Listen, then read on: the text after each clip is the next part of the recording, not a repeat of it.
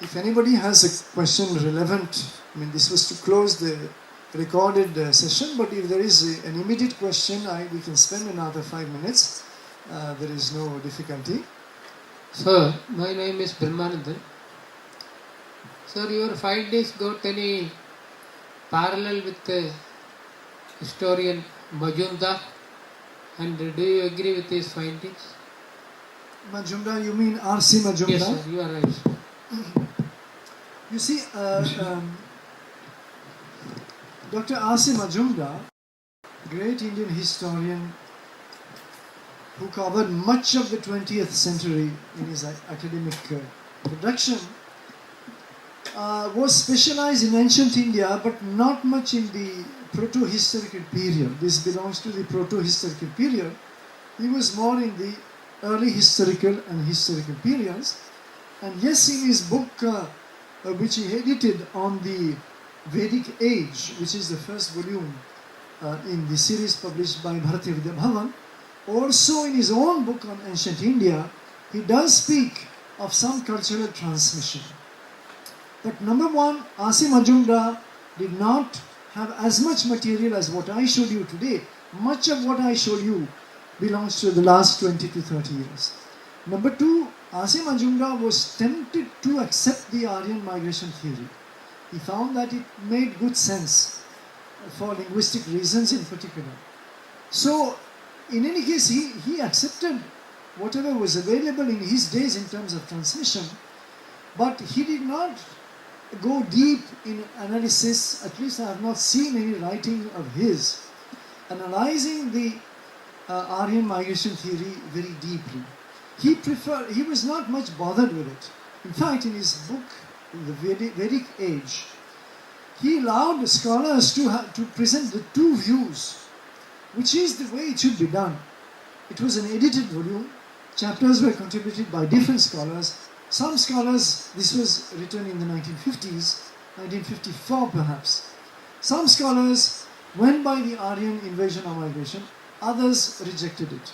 And you have all the chapters there. And in a way, this is a proper academic way. Instead of ridiculing one side or demonizing the opponent, you accept that the two perspectives are there and have their own arguments and let them be there. So that at least the reader has a choice and can make his own mind in a more intelligent way. So this is about R.C. Majumdar. Thank you, sir. Journey through ancient India in search of the Aryans, the elusive Aryans, whom we have not been able to trace as yet. And we have explored tools like textual analysis, like archaeology, geography. Now in this last presentation, I want to make use of other tools like anthropology, genetics, astronomy, unexpectedly, and finally linguistics. And then we will try to reach some kind of a conclusion. Bioanthropology, because it is not just any kind of anthropology, it is the anthropology of the physical feature, phenotypical feature, as the anthropologists call them, of human beings. And here the problem is extremely simple. The problem is anthropologists, bioanthropologists such as, many of them from America, like Kenneth Kennedy, who passed away last year, James Lukács, and several Indian also have analyzed skeletons. In fact, ever since the cities of Mohenjo-daro and Harappa were explored, they found a few skeletons, as we saw, and they started measuring the physical characteristics of those skeletons. And initially the attempt was to classify the skeletons in a particular race, any particular race. So you find, if you open the 1931 excavation report of Mohenjo-daro edited by John Marshall, you will find races listed as per the skeletons. So some of the skeletons are Proto-Dravidian, other are Proto-Australoid, other are Mongoloid, and so on and so forth. And there are 6 or 7 races characterizing these skeletons. Now, all this is totally obsolete, even though once again you will find it in some Indian textbooks. It is totally obsolete because those racial categories have no scientific validity. In fact, the whole concept of race was totally condemned and thrown out after the Second World War, once people realized the kind of horrific abuse that the race concept could give rise to. Race concept allied with, please remember, allied with the concept of an Aryan race being a dominating, conquering, aggressive race that therefore had a kind of destiny of dominating the world. And you know, this amplified further and further on is what became the foundation of the Nazi ideology. So after Second World War, there was a lot of introspection among anthropologists, also among linguists, who had supported these same concepts. And they suddenly realized that this concept of race was not only dangerous in its potential uses, but totally illegitimate. There is no way to decide whether whites are more intelligent or less physically skillful than blacks and so on. These are purely social constraints, social parameters which have nothing to do with any racial concept. In fact, the racial concept itself is illegitimate because we cannot scientifically give a definition of what is a race. You cannot define. If you say the white race is those with the white skin, it's absurd because I can immediately point out to you 100 intermediary shades between white and brown, between white and black, etc. You will never be able to decide where do you draw a line between this and that race. And the same thing with the blacks.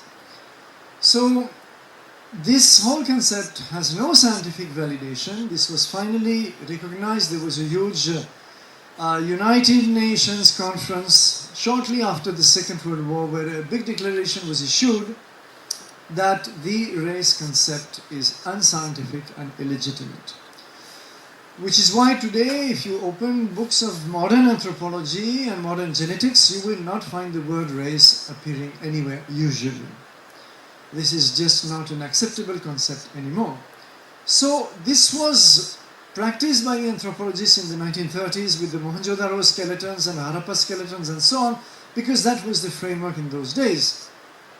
But modern bioanthropology, from the 1980s onward in particular, re-examined all these skeletons, hundreds of them, not only in the Harappan period, but in the later periods, 2nd millennium BC, even 1st millennium BC.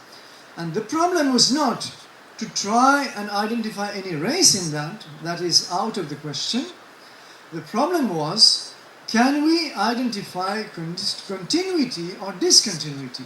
In other words, those populations who have lived in the northwest of India, have they been more or less the same, or has there been any sudden change? And if there has been any sudden change, like in the 2nd millennium BC, which you would expect if a different people came into India, then there will be enough time to then examine the nature of this change and try to see the characteristics of the incoming people. Now, when bioanthropologists today do this research, they look at dozens of parameters. They just don't look at simply the shape of the nose or whether the skull is elongated, as the Aryans were supposed to have once upon a time, an elongated skull, compared to the indigenous who were supposed to have broad heads and so on. They are not interested in all this because there is no scientific basis for it. They are looking at dozens of parameters that define not only in the skull, but in the whole skeleton, that define a phenotype, that is to say, a particular type, physical type of people. They don't speak of races, but there are phenotypes. There are people who look more or less alike, or who, let us say, share certain characteristics. Like, here in Amrita, there are students, I can immediately tell that they are from Kerala. There are a certain type physically that you can identify with somebody from Kerala. But there will be also students from Kerala who could pass from any region. They could just as well look like North Indians. You might not be able to tell. So it is a complex field, and it's only through a statistical analysis of dozens of parameters that in the end you can say this skeleton and that skeleton belong to the same broad category of phenotype, or they don't. They are too dissimilar. So this is what they do, and we will see a similar method, which is why I have explained it at some length. We will see a similar method in genetics also, from a different perspective, but it will also be broadly statistical. So first of all, before the Second World War, to recapitulate, we find Franz Boas, a very eminent American anthropologist, in a book called The Mind of the Primitive Mind, and 1938, please consider the date. It is the date, of course, just before the start of World War II. This is the date when the Nazi ideology has already propagated its concept of race, master race, Herrenvolk. It is the Aryan race, and it has a right to suppress, dominate, or even eliminate others.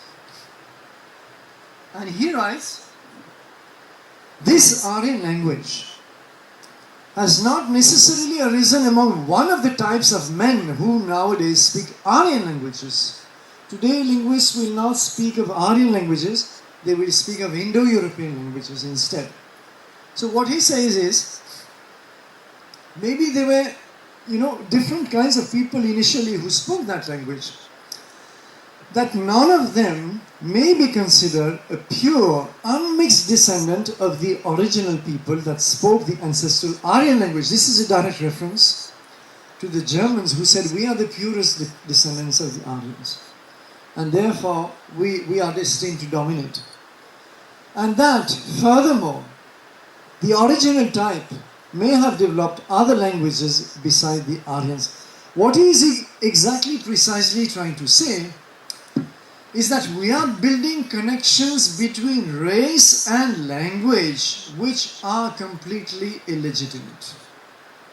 And the original people, now let us stop talking of race, the original people who spoke the original Indo-European language might not be doing so today, its descendants. It might have had other languages too. And just trying to correlate the two is an impossible task. So stop correlating anthropology, physical types, races previously, and languages. That one-to-one correlation will not work. This is what he's saying. I'm sorry.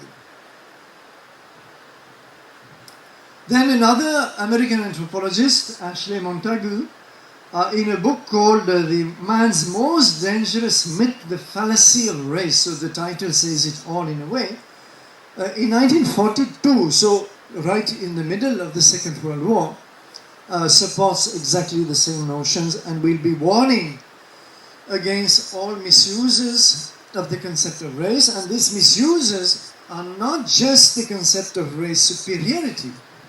The misuse is also the correlation between race and language.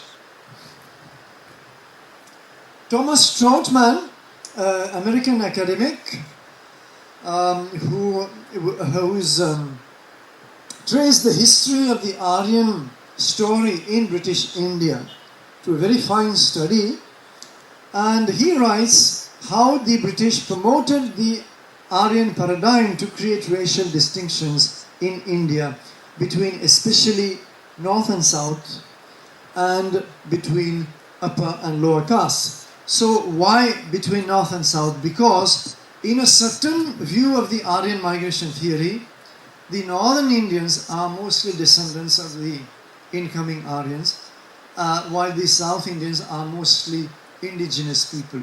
This is the standard theory. So this was exploited by the British to divide the northern from the southern Indians, with the result, as we know, that political parties in southern India adopted the Aryan invasion theory in its most aggressive form, in fact, not its in diluted form of migration, and said, we are the original inhabitants. North Indians came later, imposed upon us, drove us to the south, therefore let us resist them. Now this is always, good sound bites in a political discourse, and it gives people something to think about, but it is very bad anthropology, it is very bad archaeology, as we have seen, and it is also very bad tradition, because in the Indian traditions of ethnography, there was never any division between North Indians and South Indians. If you look at Mahabharata, for example, Mahabharata has 363 janas or ethnic entities, which cover the entire map of India. It speaks of the Cholas, it speaks of the Pandyas. Let us not go into the problem of the historicity of the epic. I am not at all concerned with that. I am only saying that it recognizes the fact that you have people, kingdoms, communities, janas. A jana is a subunit, a kind of a small kingdom, for those who... it may actually not be a kingdom at all. It is a territory. A jana is a group of people having a certain political unit in a territory. This is a jana. So 363 identified in Mahabharata, covering the entire map and no distinctions. So this was a good example of how the British were not the authors of the Aryan invasion or migration theory. It was scholars, Indologists. It was not a state-driven theory initially, but it was used by the British Raj to divide the population north to south and upper to lower caste, because once again the same discourse was used to tell the lower caste that, look, you represent the original inhabitants, and the upper caste came and dominated you, and therefore why don't you rebel? And the best way to rebel, this was the discourse, and Thomas Trautmann explains it at length, the best way to rebel was to convert to Christianity. And this is how the missionaries in particular made ample use of the Aryan invasion to try and create a sense of discontent among the lower castes, not for social reasons as much as for pseudo-historical reasons, that they had been oppressed ever since the coming of the Aryans. And therefore, coming to Christianity was the best way of getting free from that yoke. So this is how the theory was used.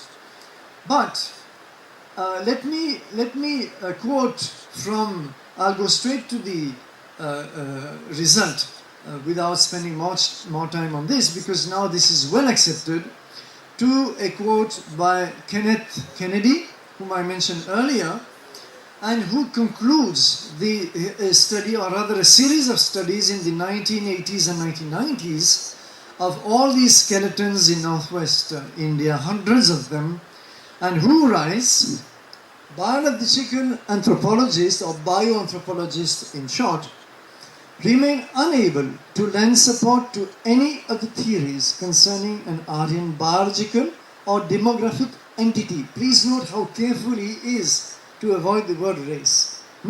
This is what anthropologists are supposed to do now. All prehistoric human remains recovered thus far from the Indian subcontinent are phenotypically identifiable as ancient South Asians. Phenotypically means through their physical characteristics. And they are all identified as ancient South Asians. Ancient for a bioanthropologist means much more ancient, much older than 3,500 years ago, when the Aryans are assumed to have migrated into India. So what he's saying is that all over the subcontinent, the phenotypes that we note, different categories, characteristics of people, have all been there for a long, long time. And they are not traceable to the coming of a new people. Then, in short, there is no evidence of demographic disruptions in the northwestern sector of the subcontinent during and immediately after the decline of the Harappan culture. That is to say, immediately after is the time precisely when some people want the Aryans to have come. But then if different people, whether Aryans, whether Chinese, whether Peruvians or anybody had entered India in the second millennium BC, you should be able to see some difference in the physical types present and represented by the skeletal remains. And this difference does not appear. So this is what Kennedy says. I could line up many other quotations from other anthropologists. It doesn't matter. This is the conclusion in short. And it tells us that the bioanthropologists do not see any trace of the coming of a new people. And this is why somebody like Kennedy, in fact, wrote a long paper one day completely rejecting the whole Aryan scenario. So he recognized that the linguistic problem was still there, and I'm coming to this towards the end of my talk now. But he could not accept that there was any trace whatsoever, and he knew also from his archaeological colleagues that they also were coming to exactly the same conclusion, that there was simply no trace of this coming that everybody was talking about. Anthropologically, therefore, the Harappans, on a purely physical definition, are nothing but the ancestors of today's Gujaratis, Sindhis, Aryanvis, Punjabis, of course, etc. So the types, the regional types, have more or less continued. Of course, with some small variations in time, but there is no sign of discontinuity at the anthropological level. This is the important message from this discipline. Now we move to genetics. And genetics is one field which I will look at fairly briefly because for two reasons. One, there's been only quite a lot of papers, researchers in the last 20-25 years, not more than that, in fact 20 years I should say, as far as the genetics of Indian populations are concerned. And number two, it's still a very young discipline. So even though it has reached certain powerful conclusions, we should be patient and give it another 10-15 years before things settle down for certain.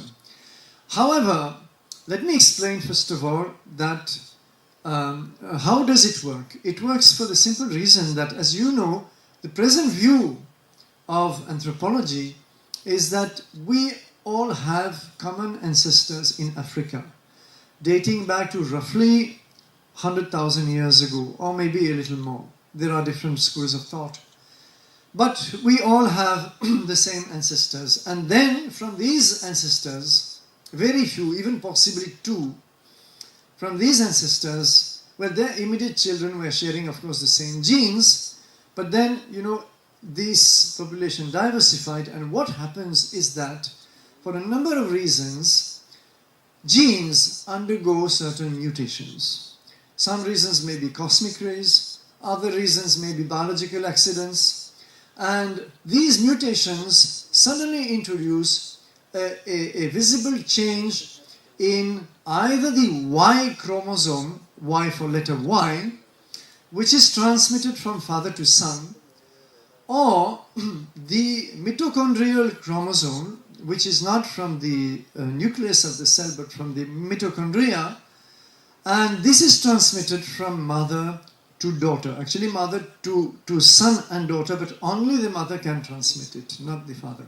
So therefore the Y chromosome study gives you a lineage from father to son, while the empty mitochondrial chromosome gives you the mother to daughter line.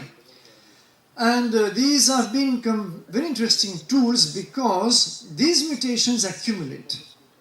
So they amplify, of course, they multiply in time. Some biologists, but I'm not sure this is the latest in the field, consider that on average you may have one mutation happening every 500 years. There is some kind of a clock, but this is not very certain. There are other ways to measure the antiquity of certain mutations, which is basically through the branching off method. You know that every mutation will give rise to a new line of people who will carry that mutation.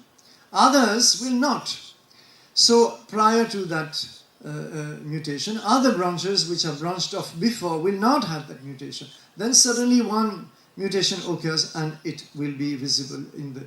So what biologists do is that they group these mutations in what they call haplotypes. Haplo is a technical word which refers to mutation.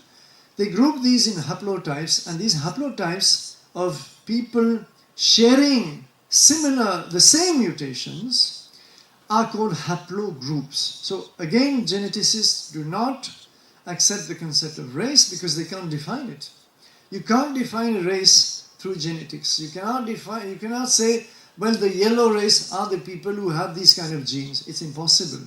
They will have huge number of variation within a particular race in quotation marks. And incidentally, Africa, where you have this so-called black race, and again that's a very bad term, Africa is the region of the world with the highest density of genetic diversity, for the very simple reason that that's where humanity has been for the longest time. The second region of the world with the highest degree of biological diversity is the Indian subcontinent.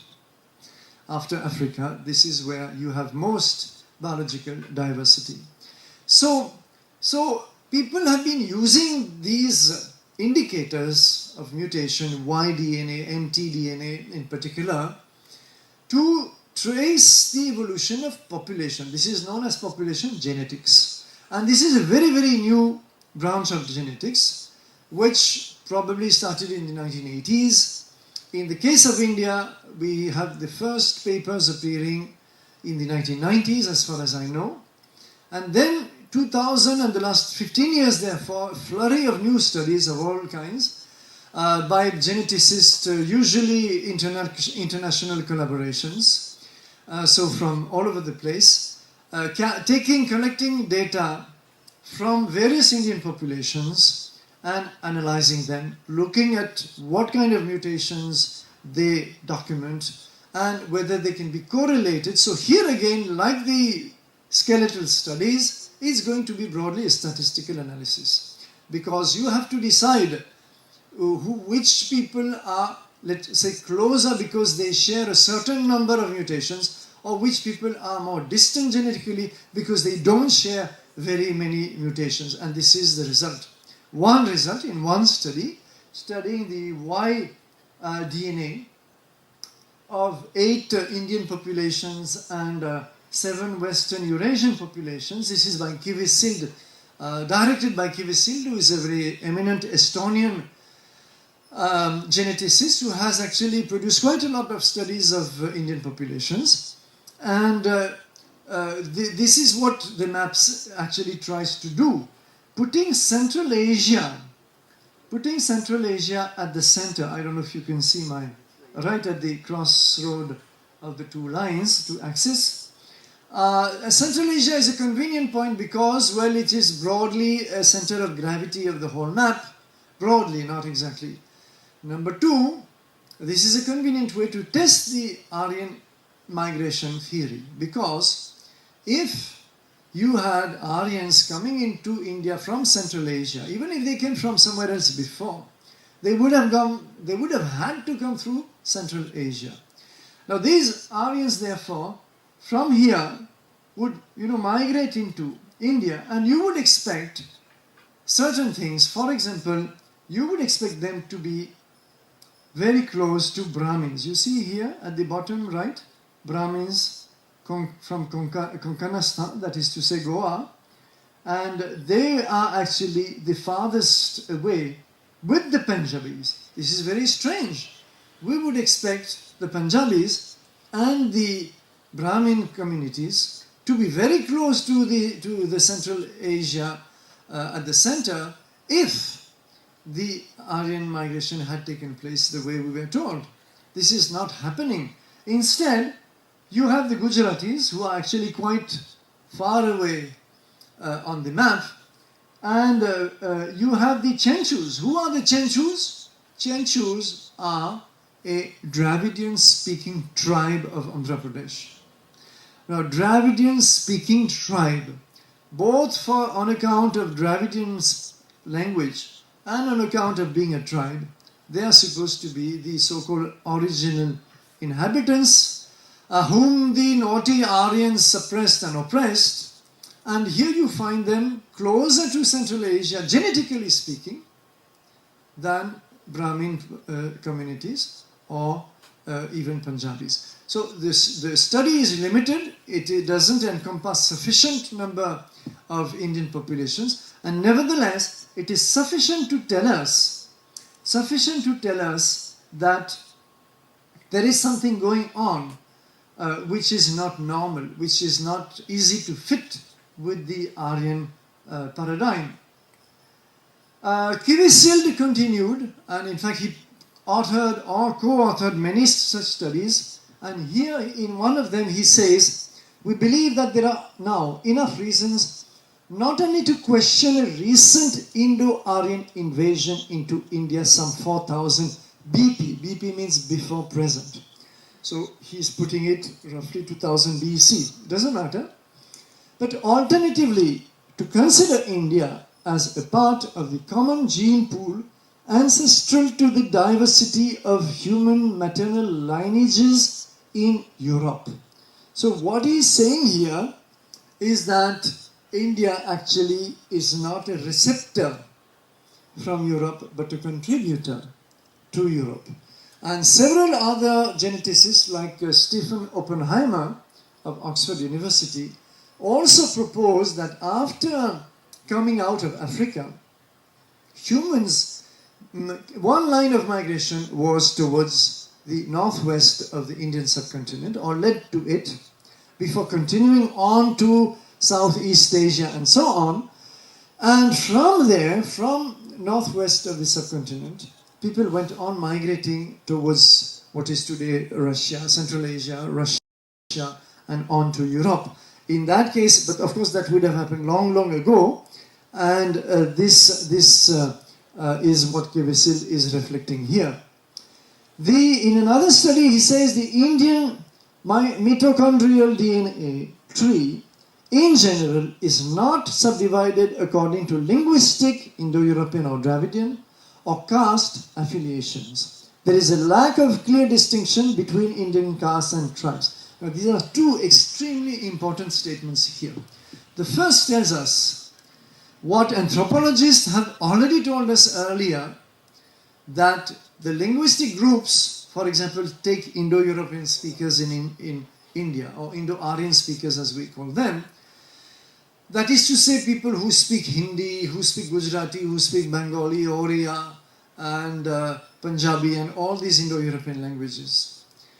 And take so-called Dravidian speakers like Malayalis, Tamilians, Telugu, and Kannadas, and you will not be able to have a genetic mapping of them. The genetic map doesn't coincide with the linguistic map. This is very important. It is not subdivided. You don't have a clean genetic branching of corresponding, for example, to Dravidian speakers. You know, it doesn't work like that. So this is very important, and it confirms the illegitimacy of equating, once again, the old concept of race or the new concept of genetic groups or haplogroups or phenotypes in anthropological parlance and language. The two simply are totally different notions.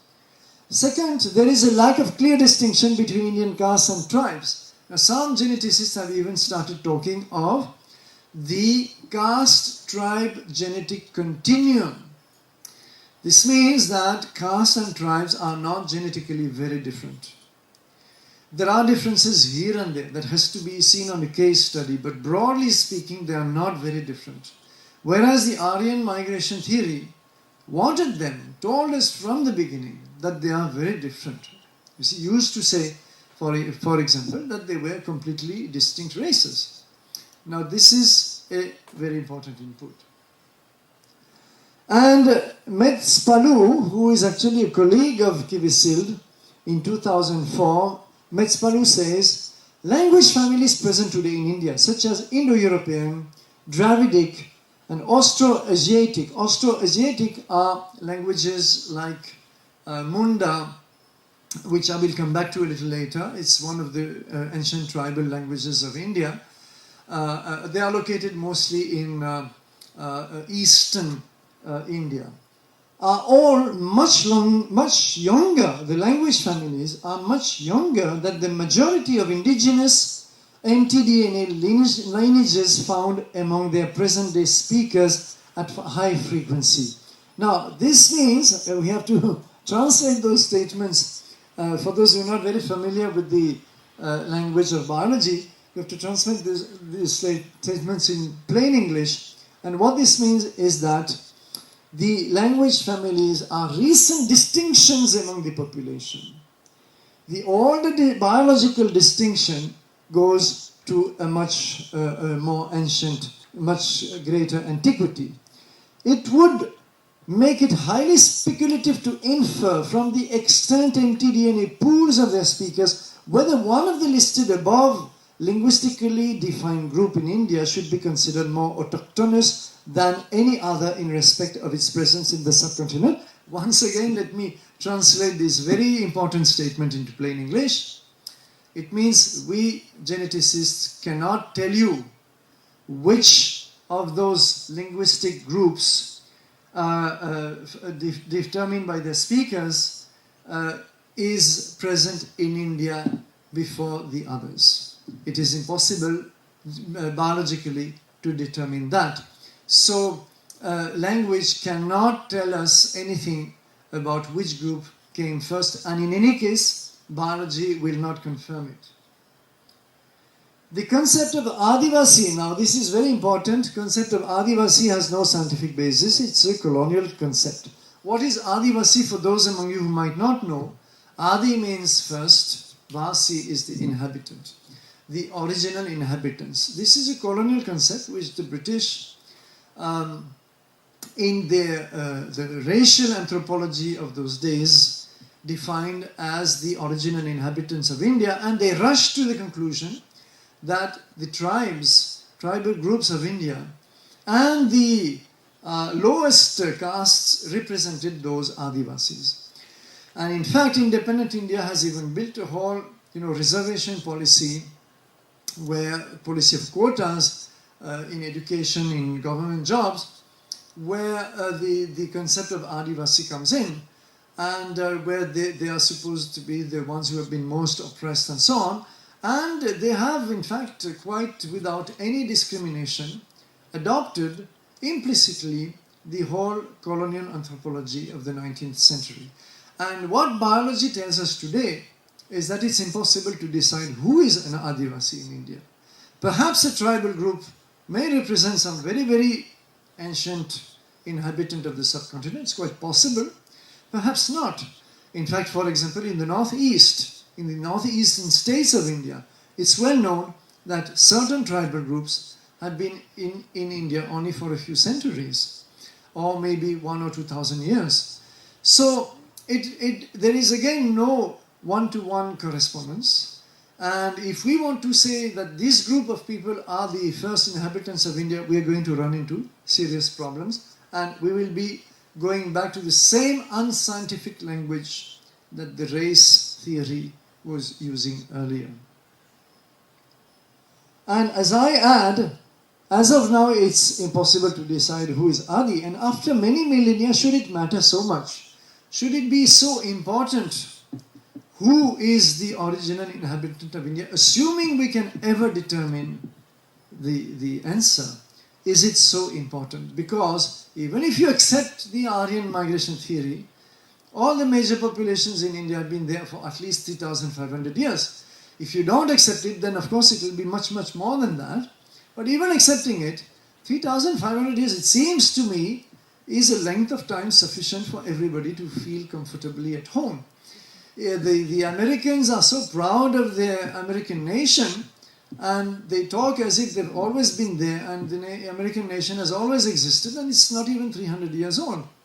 So what exactly are we talking about, and why do we permit this kind of misuse of the concept of original inhabitant, in political parlance, is of course a big question. So previously assumed sharp genetic differences between tribes, low caste and high caste, are not legitimate. And one of the finest but most obvious result of it all is that there is no validity in the concept of Aryan race that at least biologists had agreed upon from the time of Second World War onward, though we still continue to use the term in India very often in our textbooks. But there is no concept of Aryan race, there is no concept of Dravidian race. It doesn't exist. And when I point and stress these things often in my home state of Tamil Nadu, very often the innocent answer that comes from students is that, but sir, it is a fact that we are dark-skinned and they are light-skinned. Well, no, it is not a fact. It is not a fact at all. It means that you are not looking around properly. Because if you were looking around properly, what you would see is that even within a single family, the skin tone can change drastically sometimes between a brother and a sister or whatever. From one community to another in the same region, the skin tone varies widely. I lived in the Nilgiris of Tamil Nadu for a long time, where, for example, the Badaga community, which has been there for a few centuries, is very light-skinned. Some of them, not all of them. And the Tamil next door is darker skinned on an average. So these things have nothing to do with the supposed concept of race. They have to do, and the answer is well known, though I wish it were taught in our biology textbooks in India and South India in particular. They have to do purely with skin pigmentation caused by the intensity of the sun as a function of the latitude. If you compare the skin tone of a Swedish man, Scandinavian, with that of an Italian, average, again, you have to play with averages. These are statistical statements. You will see that the Italian is much darker skinned than the Swedish. Why? Because the latitude. You see, the sunlight is more intense. The closer to come to the tropic, the sunlight is increasingly intense, and the body develops a pigment called melanin, which turns the skin darker and darker. And you can see this in Asia, you can see this in Africa. Move from Central Africa to Northern Africa, and you will see people having lighter and lighter and lighter skin until you reach Algeria, Tunisia, and so on, where people are fairly light-skinned, but still darker skin than Spanish or French people. So it's purely a function of the latitude. This has nothing to do with race. Absolutely nothing. And this thing that they are different because just travel through India, travel from Tamil Nadu or Kerala, move into Karnataka, you will see that the skins are already lighter. Continue into Maharashtra or Madhya Pradesh, and this goes on. It is nothing to do, it is simply not true to say we have dark skin and they have light skins. It's not true. It's a progressive statement in terms of latitude. South Indians also did not enter India recently because I could not develop this, but there's a whole theory that Dravidians also came before the Aryans, right? The Aryans came, but the Dravidians also are in a way invaders, according to many old linguists of the 19th century. The Dravidians came before the Aryans, and therefore the Aryans were only a second wave of invasion. But the Dravidian languages, which very likely originated indigenously, have been found, the genetic studies have found overwhelming support for an Indian origin of Dravidian speakers. So they also, just as North Indian speakers, it looks as if all major Indian populations have an Indian origin. They don't, I'm talking now of the populations in an ethnic sense, not in a linguistic sense. You have to constantly distinguish the two. This is about a study by Sangamitra Sengupta and others of 2006. So what genetics is telling us is that the simple conclusion we were expecting from the Aryan migration theory is not found on the ground. But it finds, on the contrary, incredible diversity, which itself is a sign of high antiquity. The fact that the second most biologically diverse region of the world is India, or rather the subcontinent, is proof that people have been here for a long, long time. And it finds that it is impossible to equate from a genetical point of view language, ethnicity, and geography. It doesn't match. These are different concepts. And it also finds, I didn't have, take time to give you dozens of quotations, but I wrote a paper with a fairly comprehensive survey of the field.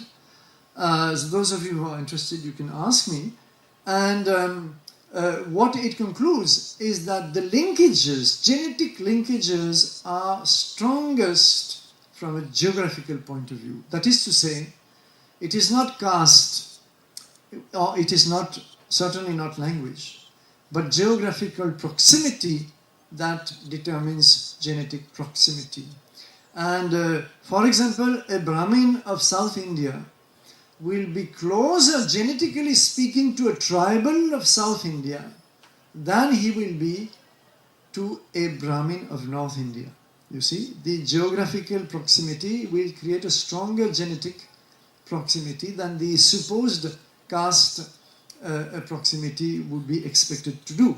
So the important thing to understand all these notions is to make the mental exercise, which most of our historians do not do, mental exercise to once and for all. Please remember, I was mentioning in my very first talk, D.N. Jha of Delhi University producing a book in the 1990s, which is still used in many universities on ancient India, and commenting on the fact that the Aryans were tall, fair, and of more handsome appearance, and this kind of 19th century nonsense. So it's a shame that in India we are still saddled with this kind of completely obsolete notions. As I said, it's a very young discipline, and you do find a few studies that disagree and that interpret the differences, genetic differences, especially between North Indians and South Indians in terms of arrival of Indo-European speakers. There are a couple of studies recently came to light which speak of what they call ANI and ASI. ANI means ancient North Indians, ASI ancient South Indians. And they've been very publicized, so some of you might have heard of them. And they try hard to map these differences between ancient North Indians and ancient South Indians with the linguistic difference, Indo-European versus Dravidian. The point is that these studies, when you look at them closely, first of all, ignore a lot of populations in the north and in the south, so they're very incomplete, as I've pointed out in one of my papers. And secondly, how do you arbitrarily draw a line between north and south? What allows you to do it? If you do it, it means you already have in your mind a distinction between north and south.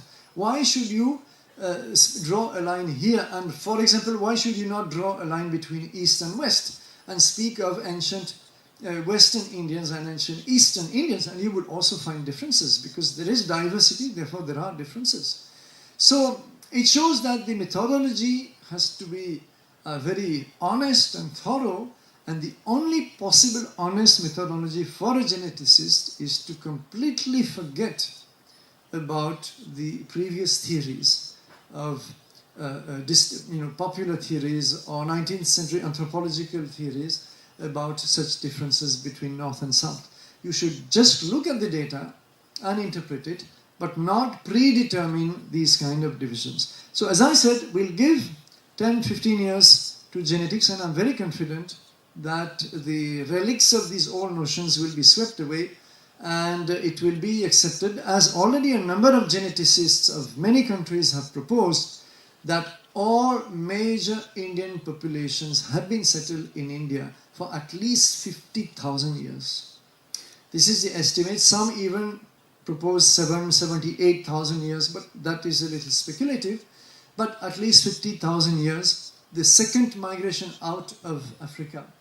And most Indian populations, of course, barring some fringe populations, I did mention tribals in northeast, for example, coming in fairly recent times. And yes, there have been invasions in historical times. We do know that the Persians came into India, the Scythians came into India, the Greeks to some limited extent came into India, and later on, of course, during later period, various Turkish and Afghan groups and so on. But none of them left any noticeable footprint on the Indian gene pool. You see, this is the important point. So it does look as if all major Indian populations are very anciently resident in this subcontinent, and I'm fairly confident that coming genetic studies will further confirm this fact.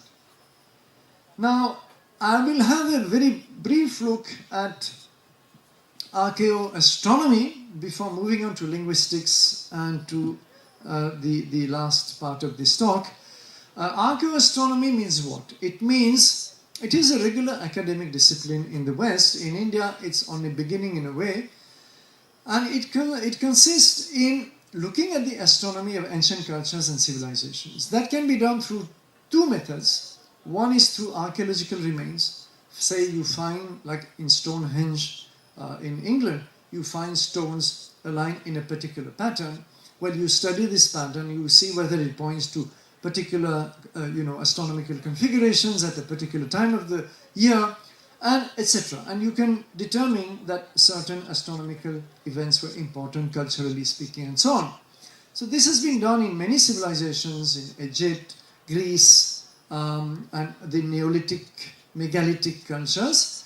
This is one way. Another way is the texts, looking at the texts and looking at texts which mention a certain astronomical configuration which would be regarded as important for any reason, for any particular reason, that doesn't matter.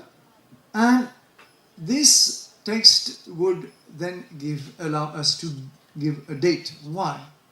Because, and this I must explain before I proceed, there is a phenomenon known as the precession of the equinoxes. Now, if you can picture a plane like this, with the sun here and the earth moving in this plane around the sun. This plane is known, as you know, is called the ecliptic, right? So the earth moves in the ecliptic, and as you also probably know, or should know, the earth, the axis of the earth, that is north to south axis, this is the sun, the earth doesn't move like this.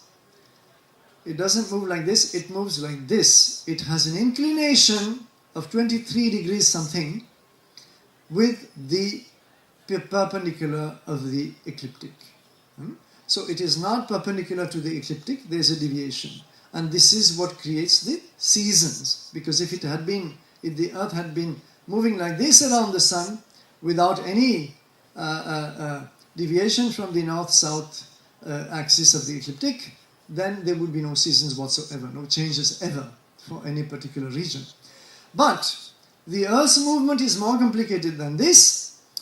The Earth is rotating on itself, but this axis is actually also very slowly rotating. It is like a spin top. Have you thrown spin tops? The spin top rotates very, very fast, and at the same time, this is known as the gyroscopic motion, At the same time, the axis of the spin top has a slow motion, like this. You must have seen that.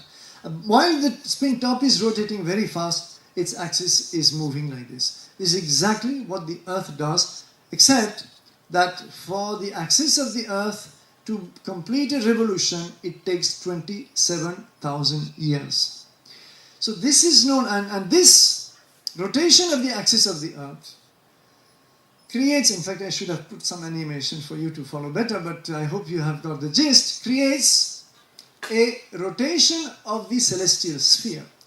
If there was no precession of the equinox, I standing here at sunrise today, September 11 perhaps today, I see a star rising on the horizon today at 6:30 a.m. If I come back after 1 year, after 10 years, after 100 years, after 1,000 years, I should see the same star rising at the same time, at the same spot on the horizon. This would be the case if the axis of the Earth was constant. But because of this precession of the equinox, it creates an apparent rotation of the celestial sphere, and this particular star is going to drift by, you can actually calculate, it's very easy, 27,000 years for 360 degrees, divide that and you will get 71 years. So 71 years is the time it takes for one star to shift, I forget now whether it is eastward or westward, doesn't matter, to shift by 1 degree. So this is a kind of a clock, and therefore when the ancient texts refer to certain astronomical events, they may or may not, most of the time they don't, happen in the same location or at the same time today. So we have a kind of a clock which allows us. For example, let me quickly give an example before I proceed. You take Vishu. Now Vishu, for our Kerala friends here, is the start of the new year in Kerala, as it is also in Tamil Nadu, usually the same, more or less the same time, April 14. And it is supposed to be the start of the new year, but actually it should be March 21.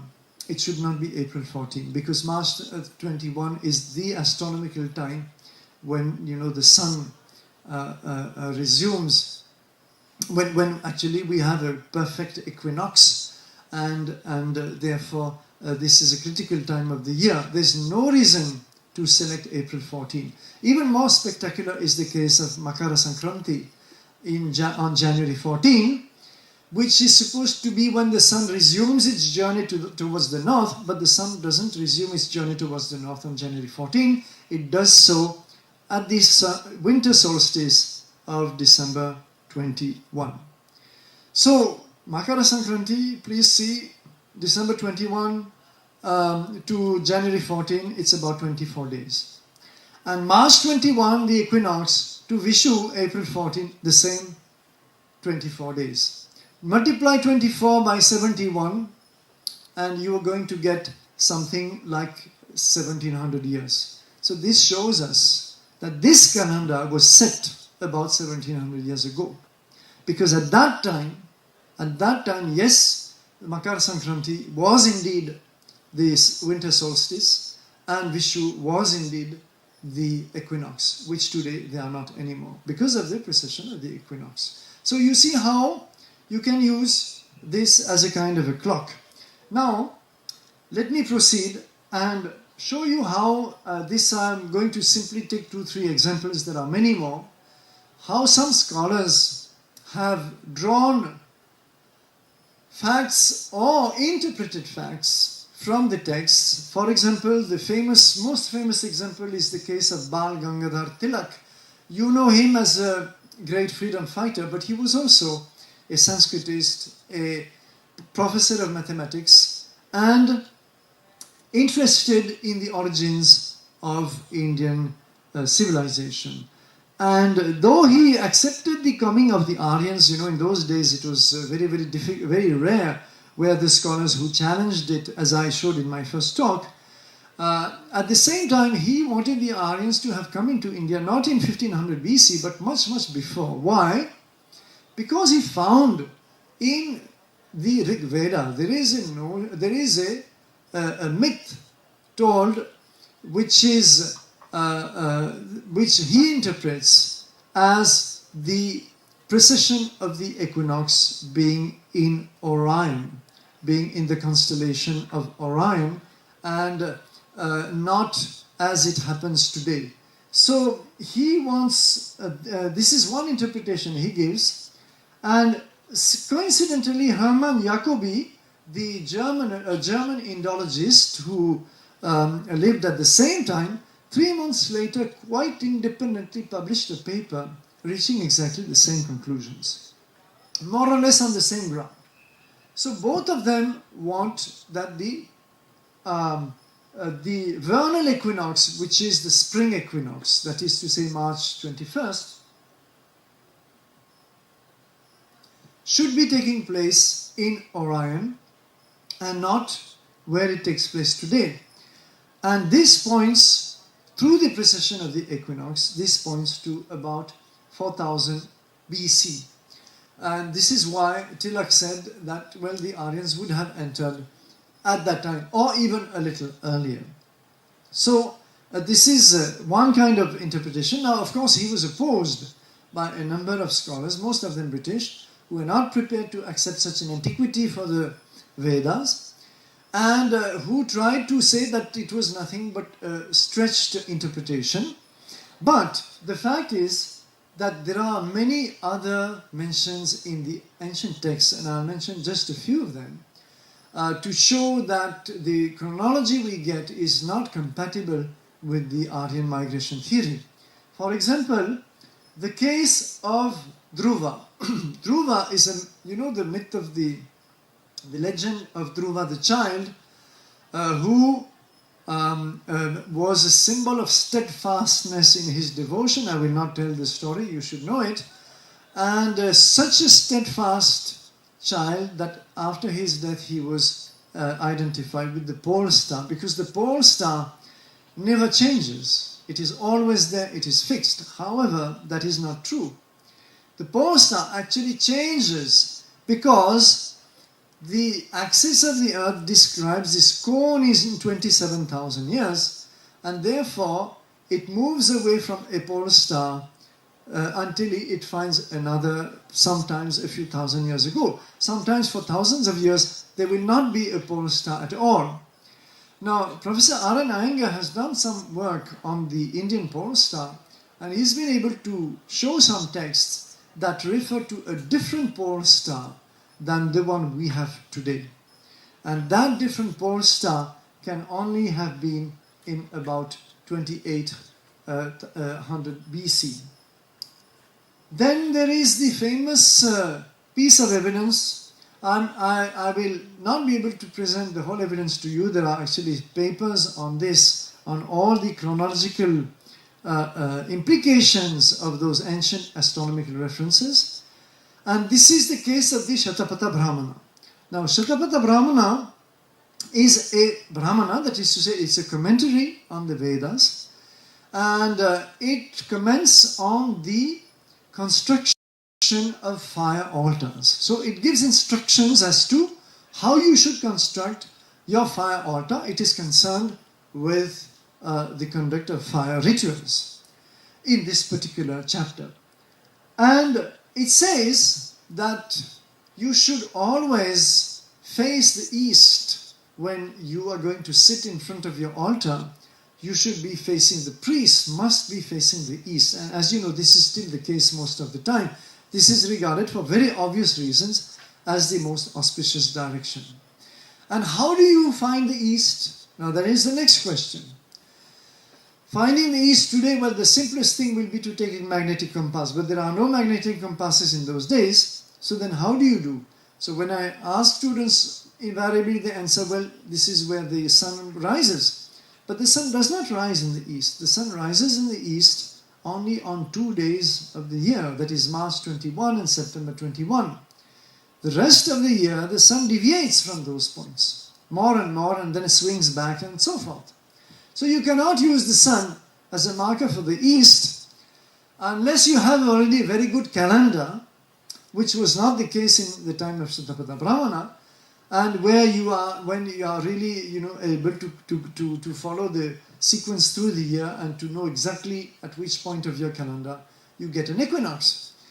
So the method that Satapatha Brahmana gives is to follow Kritika, Pleiades, and to say that Pleiades rises due east, and it as Pleiades, which is Kritika, does not swerve from the east. It stays there. It rises there always. And this is about 2600 or 2900 BC. It is no longer valid after because of the precession of the equinoxes. The Kritika will also be drifting. There is, however, a difficulty that Satapatha Brahmana clearly mentions the use of iron, and we don't have evidence of iron in this remote time. Iron becomes used in the Ganges Valley from 1800 BC. I'll come to this in my last slide or so. So there is here a small mismatch which we have to explain. In any case, the point is that these dates, whether it is Tilak's date or whether it is the date of the previous pole star in 2800 or 2600, which may extend to 2300 for the rising of Kritika, these dates are all long before the supposed arrival of the Aryans through the migration theory. So the Aryans are the ones who have composed those texts. So how come that they are referring to such ancient dates? And then we have, as part of the late Vedic literature, late Vedic, not Vedic, it is not part of the Vedas, it is part of the Vedangas, which are the next big category of literature after the Samhitas, the Brahmanas, the Upanishads, Aranyakas, and you have the Vedangas, which are the 6 branches of knowledge, like grammar, prosody, metrics, rituals, and Jyotisha, and so on. So Vedanga Jyotisha belongs to the particular Vedanga called Jyotisha. That is why we have this title. And Vedangas are the extension, the limbs of the Vedas. And it's a very brief text of astronomy. Actually, not exactly astronomy. It is about time division, calendar making. How do you create a calendar? Which is a whole science. Calendrical science is a science in itself. And Indians have spent a lot of time and energy elaborating a lot of calendars on certain principles which are enunciated in Vedanga Jyotisha, which I will not go into to save a bit of time. But Vedanga Jyotisha places the beginning of the year in a particular constellation or nakshatra. Nakshatras are the constellations in front of which the moon moves in the sky. So it is also known as the lunar zodiac. It is the zodiac of the moon. We are more familiar with the zodiac of the sun. And it has 27 or 28 constellations or nakshatras. So this is the path of the moon. And Vedanga Jyotisha defines the nakshatras, and it also defines the start of the year in a particular nakshatra which is no longer valid today because of the precession. So that also allows us to measure the date, and the date comes out as roughly 13 to 1400 BC. And that is more or less the time when some scholars want Aryans to have come into India. But that's not possible, because this is a late Vedic text. There would have been many centuries before, the Aryans first have to have come, they have to have settled down, they have to have composed the Vedas, then you have the Brahmanas, Upanishads, Aranyakas, and then you come to the Vedangas. There are quite a few centuries between their arrival and Vedanga Jyotisha. And this is incompatible with this date. So these are the kind of problems, and again there are many more, which archaeoastronomy in the Indian context throws up, and all the dates almost which we get are always contradictory with the Aryan migration theory. So this is something peculiar, unexpected, and quite in support of whatever we have seen so far. Now I'm coming to linguistics finally, after having mentioned repeatedly the originator of the whole problem. Originator of the whole problem, because let me remind you that the kinship of Sanskrit and European languages was noticed very early on. In fact, even in the 18th century, early 18th century, and then late 18th century with William Jones, etc. You will remember the first talk. So, linguistics said basically that, look here, this language Sanskrit is surprisingly close to Greek and Latin. And initially, in fact, there were some scholars, one German scholar in particular, who assumed that Sanskrit was the origin of the European languages. This will not be maintained for a long time, and very soon the morphological features of European languages becoming clearer, it was understood that Sanskrit could not have been the origin of European languages, but was some kind of a cousin. You see that there had been a common ancestor to all of them, which is what William Jones, in fact, with great foresight was stating. There had been some common ancestor to all these languages, which today is called Proto-Indo-European, or PIE, and that all these languages had derived. Now I can show you what, well, this recapitulates what I mentioned, and let me just show you quickly the linguistic map to which I have already alluded several times of India, where in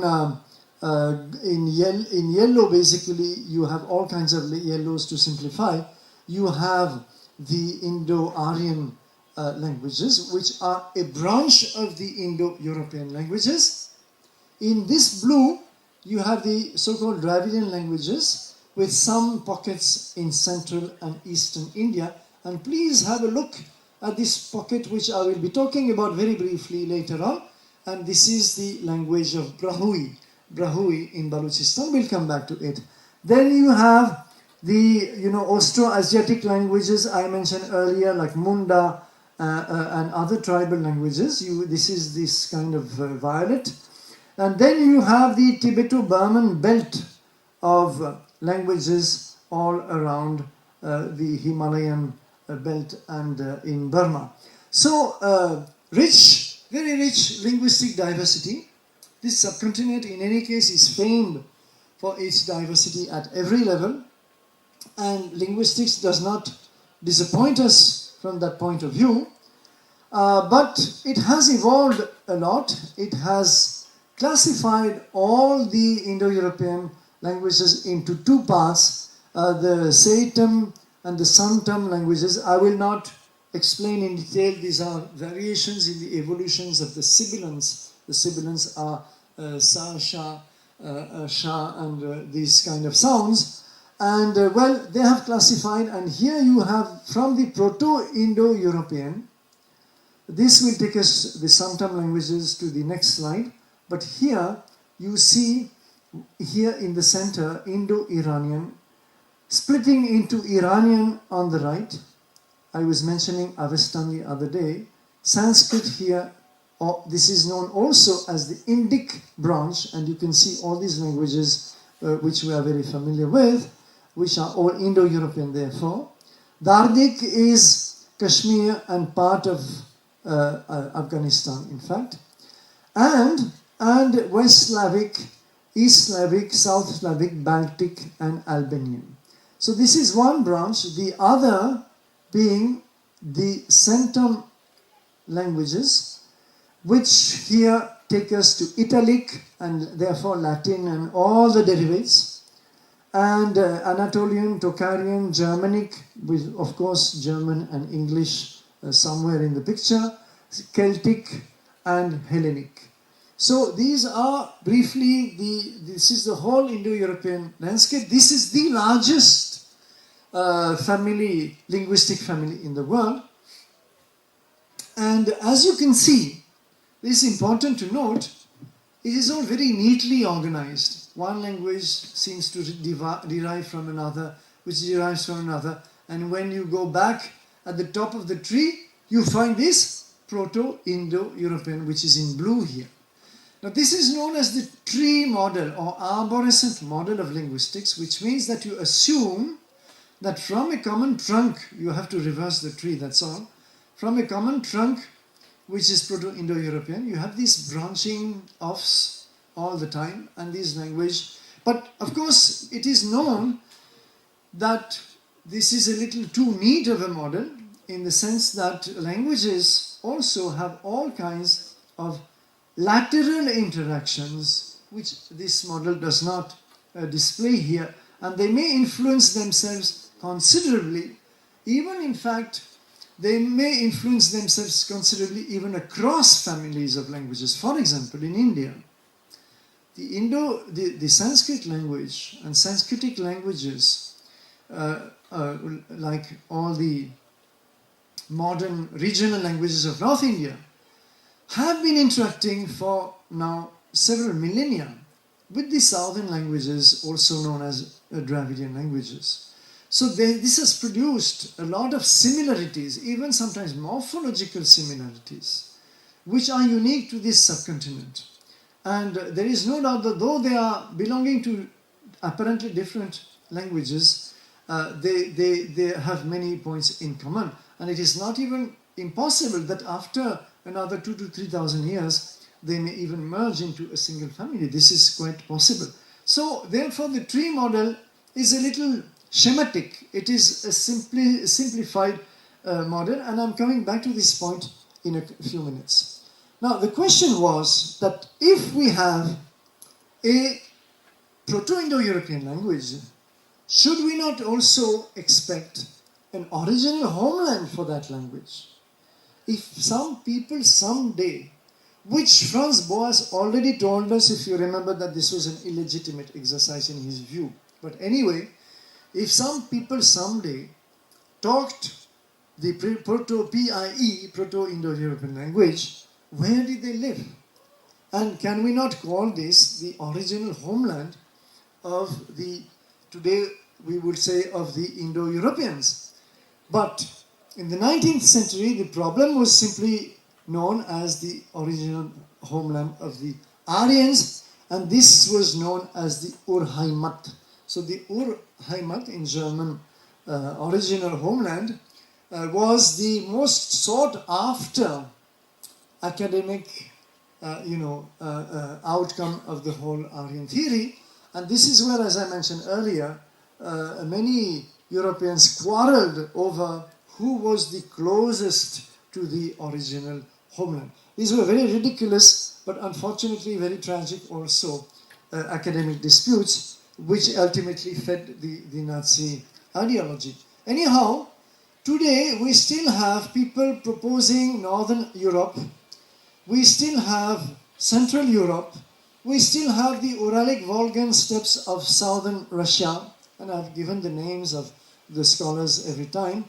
We have various parts of Anatolia which are being proposed, and I'm only taking the theories currently being defended by various linguists. We have also Bactria, which is just across the Hindu Kush in today's Tajikistan and Turkmenistan. And this is the whole problem, that even today, after 200 years or more of Indo-European linguistics, the linguists are unable to agree on where is this Urheimat, where is this place where Proto-Indo-European, which they assert did exist as a language, where was it spoken originally? They cannot agree.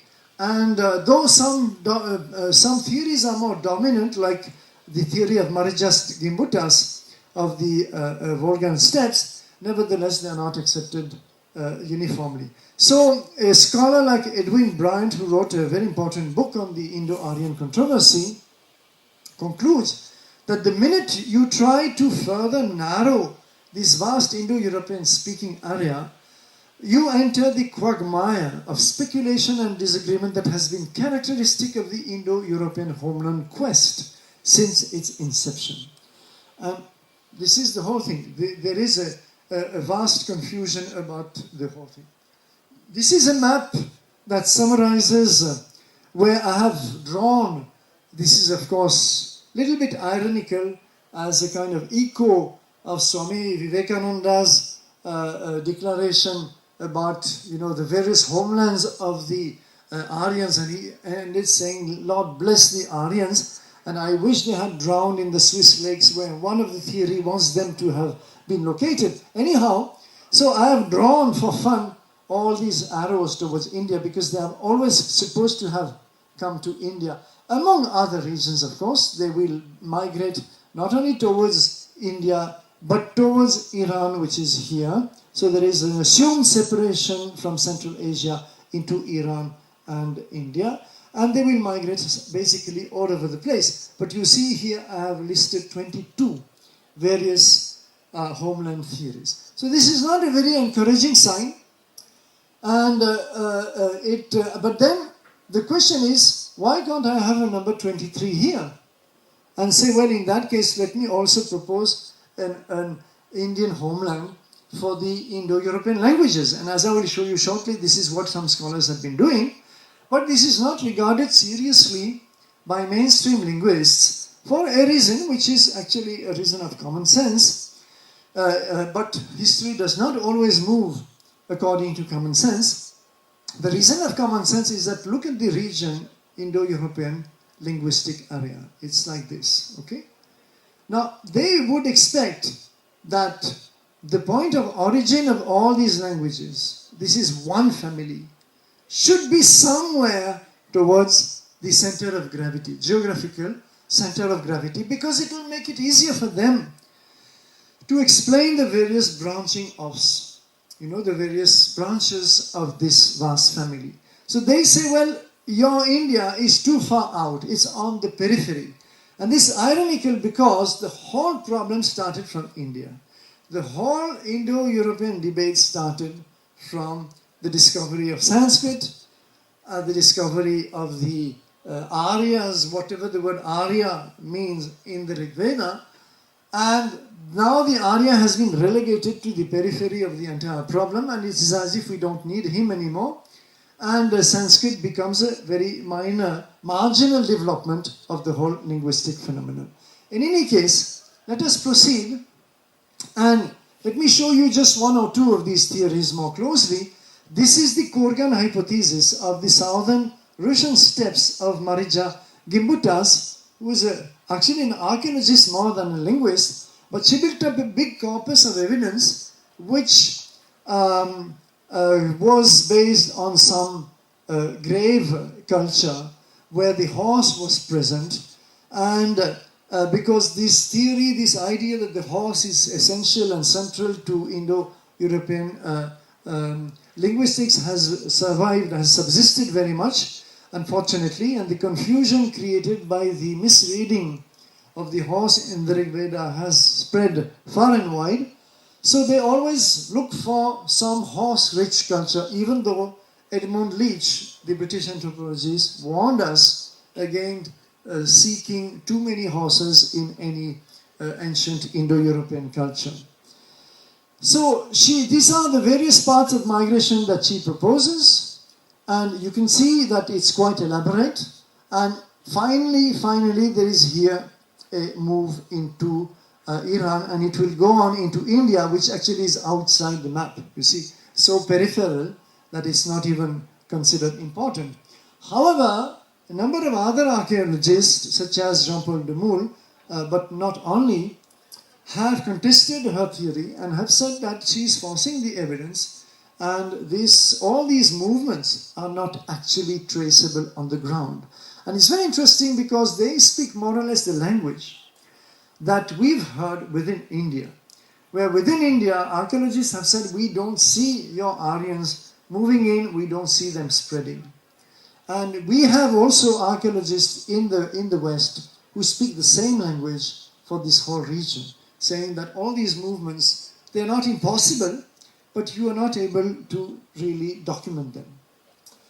This is another theory by Colin Renfrew, very eminent British archaeologist. And he wants, you cannot see perhaps very clearly, this is the Black Sea and this is Turkey or ancient Anatolia, and this is the Mediterranean. And he wants the diffusion of Indo-Europeans to have taken place from a place close to Anatolia, and from there to have moved into various parts of the world, including India. But he wants it to have started with the spread of agriculture at the start of the Neolithic, and that would be about 8000 BC or so, because this is when agriculture begins in this region. Now that would mean that the Aryans, according to Colin Renfrew, or let us call them Indo-Europeans, entered India around 7000 BC. This is the date he proposes. So you can see that even among those who still want an Aryan migration, we have very widely different dates. Colin Renfrew, 7000 BC for their entry into India, and the conventional theory is 1500 BC. So this is the problem, that there is basically no consensus. Colin Renfrew's theory has been heavily disputed on one ground, that it imposes a complete diffusionist explanation of agriculture. Diffusionist meaning that agriculture, according to him, would have been spreading from one region of this entire map to the others. And increasingly the archaeological evidence is just the opposite, that agriculture emerges in different regions quite independently. It is not through diffusion. So this is the major flaw in his system. Now, what are the alternatives? You see, the mainstream theory still says that, okay, whatever the homeland may have been, let it be towards the Black Sea, let it be towards Anatolia, let it be towards the Caspian Sea, doesn't matter. The fact is that we have a Proto-Indo-European language, and somehow it spreads all over the place. Of course, over time. Now, some scholars did not agree with this model at all. For example, Trubetskoy, Nicolas Trubetskoy, very eminent and brilliant European linguist, actually one of the founders in some ways, one of the fathers of modern linguistics, actually did not much agree with the whole tree model, the arborescent model which I was telling you, where you have one trunk and then emergence of branches. He said that the idea of an Indo-European proto-language is not absurd, but it is not necessary, and we can do very well without it. And he was referring in particular to a wave model propagated in the 19th century by Johannes Smith, where languages no longer branch off from each other like this, but actually a language impacts another language and influences it so much that it kind of becomes part of the same family, and then the next neighborhood is affected and the next neighborhood is affected, and that way you can have a transmission of languages without actual migration of people, or maybe only very small numbers of people. So this is one alternative to the tree model. And you know, in real life, scientists know very well that models are always very convenient, but they are, at the end of the day, they are models. And nature always finds a way to be more complex than any model. So it's entirely possible that an ideal model of linguistics would have to combine these and other alternatives which I will show you, because there is some truth in the tree model. We can document in recent historical times. We can document, for example, Italian or French or Spanish being derivatives of Latin. There's no doubt about it. But there are also cases where languages, for example, the where, for example, when the Creolean languages, Creole is an artificial language which is caused by simply people coming into contact during sailing, when they sail to different regions of the world, and they end up mixing up so many languages together that it creates a kind of a hybrid language known as Creole. So this Creolization model is another case where simply by mixing different languages together you create something different. So of course linguists may here say that I'm not doing justice to the field, because they're not looking just as vocabulary, they are looking at deeper features of the language, like grammar, like syntax, like morphology, and it is a whole science. It is very complex. In fact, I have to confess that I'm not a linguist at all. I've read a little bit about linguistics, but then at the same time, I do not find among linguists the kind of unanimity or consensus that we would expect. And this continues. There is another theory which says, why should you limit the homeland to a small area? Because linguists find it more convenient if there is an expansion out of a small area.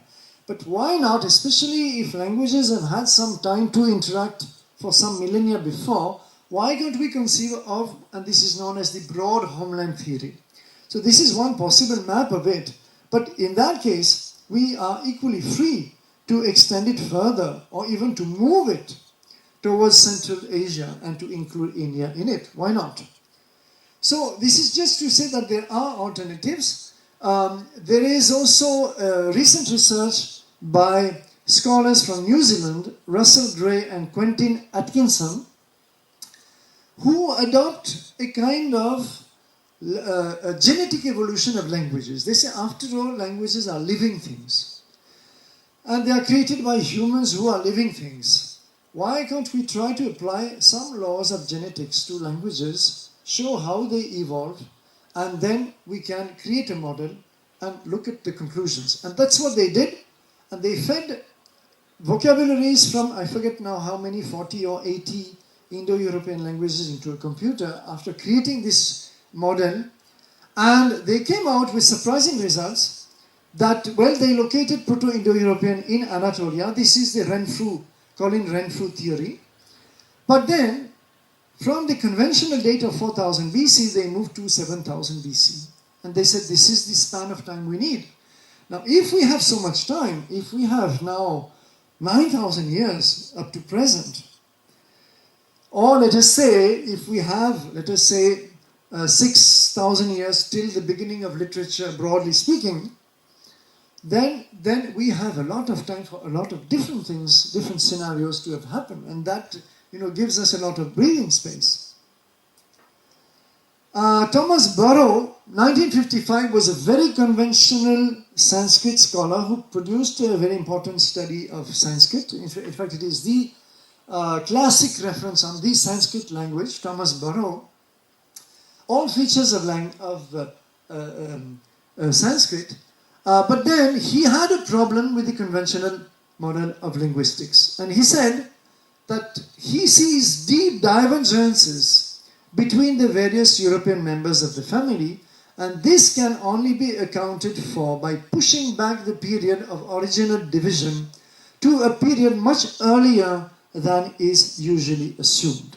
So he also is saying, but this was in 1955, long before the research of Atkinson and Gray is very recent, just 5 years ago or so. So he anticipates the fact that there is no way we can account for the complexity and diversity of the Indo-European family of languages if we have the short time than is given by the conventional date. Then there is a theory by one Mario Alini, an Italian scholar.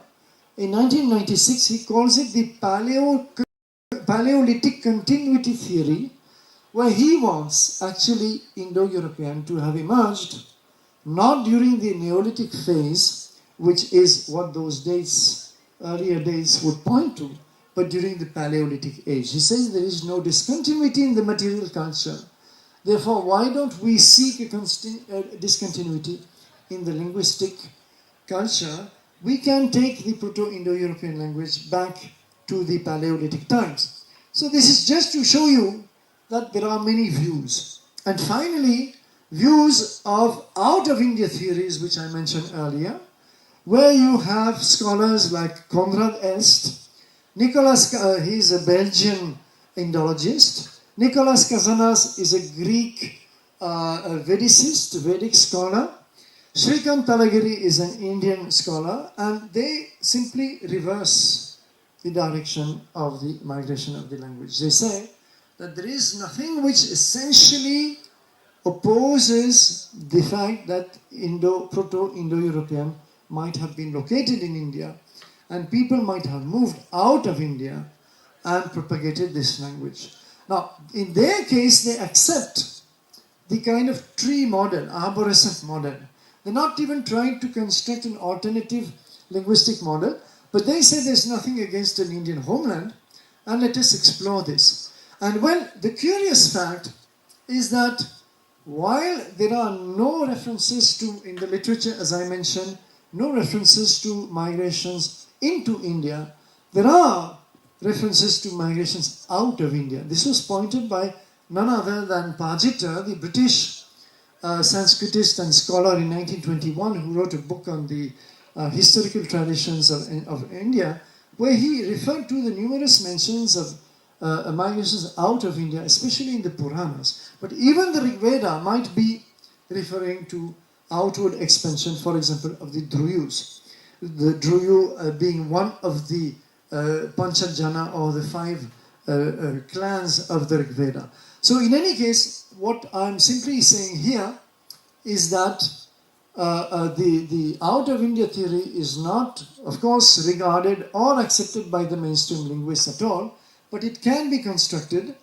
And though we still do not have a very rigorous formulation of it, we have some provocative papers, for example, by Nicholas Kazanas, where he shows that of all the members of the Indo-European families, Sanskrit and Vedic Sanskrit in particular has preserved some of the most archaic features of the whole Indo-European family of languages. And he says that this would not have been possible if Sanskrit was simply a derivative that came from outside India. So his whole argument is sophisticated. I cannot do justice to it like this. It's just to say that there are alternatives. And also, among linguists, among mainstream linguists like this Ernst Pulgram, who writes in 1959, he was a professor of linguistics in some university in UK. And he writes, and this is a sobering thought, he writes, it must be conceded that such a reconstruction of Proto-Indo-European is something of a fiction. The uniformity with which reconstructed Proto-Indo-European exhibits is not representative of a reality. We must not delude ourselves into believing that our retrogressive method of reconstruction matches step by step the real progression of linguistic history. So he's saying basically that the actual evolution of the languages would have been much more complex than this very neat tree model starting from Proto-Indo-European. The most radical view I've heard, there are actually many more interesting, but I cannot go on and on quoting, is from a couple of McMahon's the scholars in 2005, and they are linguists, and they write that the very idea of an Indo-European language family on which Indology is based is scientifically indefensible. Now this is very strange. Suddenly, I've been telling you about this family on, and suddenly somebody comes along, very established academics, and they say it's scientifically indefensible. Indo-European linguists ignore vast amounts of data that do not fit with their classification. Sanskrit shares some features with Greek and Latin, but it also shares equally important features with Afro-Asiatic. Indology as a discipline can be useful if it frees itself from the yoke of IEL, that is to say Indo-European linguistics. So here we have scholars telling us that the whole model is invalid, and in fact they are not the first. Jean-Paul Demoule, the French archaeologist, had written from the 1980s onward and has just published last year a big new tome in French, unfortunately not available in English, he had actually challenged the entire concept of Indo-Europeans. And he said linguistics must give us more sophisticated models. As it is, there is such a hopeless match with archaeology that we might as well forget about Indo-Europeans altogether. So we are almost back where we started, in the sense that we do not have certainties out of linguistics. Linguistics is a very important science, there's no doubt about it, but it has not been able to come up with firm conclusions. It provides soft conclusions. Many people prefer the harder conclusions that archaeology can come up with. And then I will just deal quickly with one other aspect, which comes up very often in the context exclusively of India. It is the aspect of substratum. What is a substratum? It is simply the fact that some scholars seem to detect more ancient pre-Sanskritic words in the Rig Veda. So they say, you see, the Aryans came into India and they borrowed words from the indigenous, like the Dravidians and so on. And we find those words in the Rig Veda. But do we really find them? There was Burrow, the same Thomas Burrow I mentioned earlier, who listed possibly 500 Dravidian words in the Rig Veda. But not everybody agreed. Kuiper listed only 380, and Emino, the very eminent Dravidian linguist who passed away some 6-7 years ago, Emino agreed only on one, which is Mayuram. Mayuram, for peacock. He said maybe Mayuram is a Dravidian word. Others may not be at all. In fact, Thieme said that there are none at all. And Witzel, Michael Witzel, American linguist and Sanskritist, who has been a very staunch defender of the migration theory, says that he doesn't find, well, he does find Dravidian words, but they are in the later layers of the Rig Veda, so they are of no interest to him. He finds Paramunda words. What is Paramunda? Paramunda is a hypothetical cousin of the hypothetical Proto-Munda language, Munda being language of a particular tribe of eastern India, as I said. So these are exercises basically in futility, because these linguists cannot come to any agreement as to whether there is a pre-Aryan, pre-Vedic substratum in the Rig Veda. In fact, H. Hock, whom I mentioned earlier, finds all such proposals unconvincing. And these linguists forget that even if there are non-Sanskritic words in the Rig Veda, which is entirely possible and actually quite certain, it doesn't prove anything. It doesn't prove a migration by any means. Any language absorbs words from neighboring languages. We see it happening all the time, even the way our Indian languages absorb English words, and the way English has absorbed some Indian words. So it simply proves contact. It doesn't prove anteriority or posteriority. It doesn't prove that the Rig Vedic scholars, composers, would have come after the vocabulary which they have borrowed. There is no arrow in time which is dictated by such borrowers. This is what they forget. Finally, the case of Brahui. And Brahui, I mentioned, is a pocket of a Dravidian language in Balochistan. Do not think that it sounds anything like Tamil or Malayalam, not at all. You would not be able to understand a single word. But there are certain roots which are shared, and there is a certain morphology which is shared. And this is always mentioned as a proof that Dravidians were in North, and this is the relic of the Harappans who were Dravidian speakers and who were displaced by the incoming Aryans, which is why I want to devote quickly a minute or two on the case of Brahui.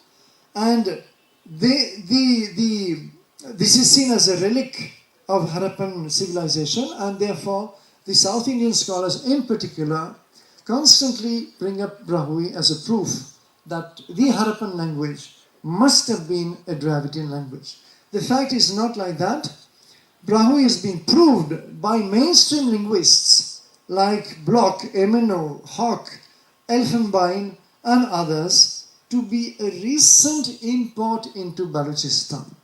This is a displacement of people from central India, probably as a result of the Islamic invasions, which provoked a lot of movement of people throughout much of the country. And it has nothing to do with the assumed linguistic relic from Harappan times. So you can see how the linguistic evidence can easily be misused if you're not able to give a historical context, which is the case of Indo-European languages. Most of the time we are not able to do. I can skip this point. So finally, linguistics can also be used the other way around, sometimes. For example, there is a discipline of linguistics known as hydronymy. Hydronymy means the names of rivers and water bodies. And this is known to be a field of linguistics which is most conservative in the sense that people do not easily change the name of a river. They are widespread over the entire course. You may change the name of a city. Yes, as a conqueror, you dominate this city and you say now it will be called this. And within a few years it will be adopted. But to change the name of an entire river, especially a long river, is not an easy task. That is why in Europe, many rivers like the Danube, like the Rhine, have been proved to have pre-Latin names. They predate the expansion of the Roman Empire. In America, you have lots of rivers like Missouri, Mississippi, and so many more, which are actually the ancient, the name of the Native Americans, that the Native Americans gave. A few have been renamed, no doubt, because it was a very massive invasion and colonization. But nevertheless, pre-colonial time river names survived in the Americas. What do we find in India? We find that all the names of the rivers, these are only a few of them, with their Greek equivalent and the modern equivalent, all the river names in the northwest have been shown to be Indo-Aryan from a linguistic point of view. So if the Aryans, let us now picture again last time, our good dear Aryans coming into India around 1500 BC, and they would encounter all these rivers which would have had to have other names, indigenous names, whatever indigenous language is assumed to have been there, Dravidian or whatever, of Paramunda or whatever you wish. These rivers would have had names. How come the Aryans were able to suppress all those names and impose their Indo-Aryan names over all these rivers, which is the case, even though they are supposed now to have come as a small group of peaceful migrants. There is a contradiction here. It is only if they came as a massive group, very aggressive, very domineering, very conquering, that they could have altered this linguistic landscape of northwest India. Because hydronymy is, and this is accepted by everybody, is a very conservative field. River names are very conservative. So the contradiction is that on the one hand, archaeology, anthropology, genetics have forced people who still maintain the migration model to reduce it. But if you reduce it too much, then you cannot justify that all these river names changed from supposedly indigenous names to these Indo-Aryan names. So the more logical and easier and more natural explanation is that these were the names of the rivers and you don't need an Aryan migration at all. They are there because the rivers were first given these names. So, therefore now the question of number, and I'm concluding in a few minutes, the question of numbers. You see, you have scholars like Romina Thapa, who is fairly well informed and who is therefore aware that archaeology will not justify the Aryan migration theory, nor will anthropology, but she sticks to it for linguistics and perhaps ideological reasons. And she says, I would like to suggest that it was not in fact a massive migration.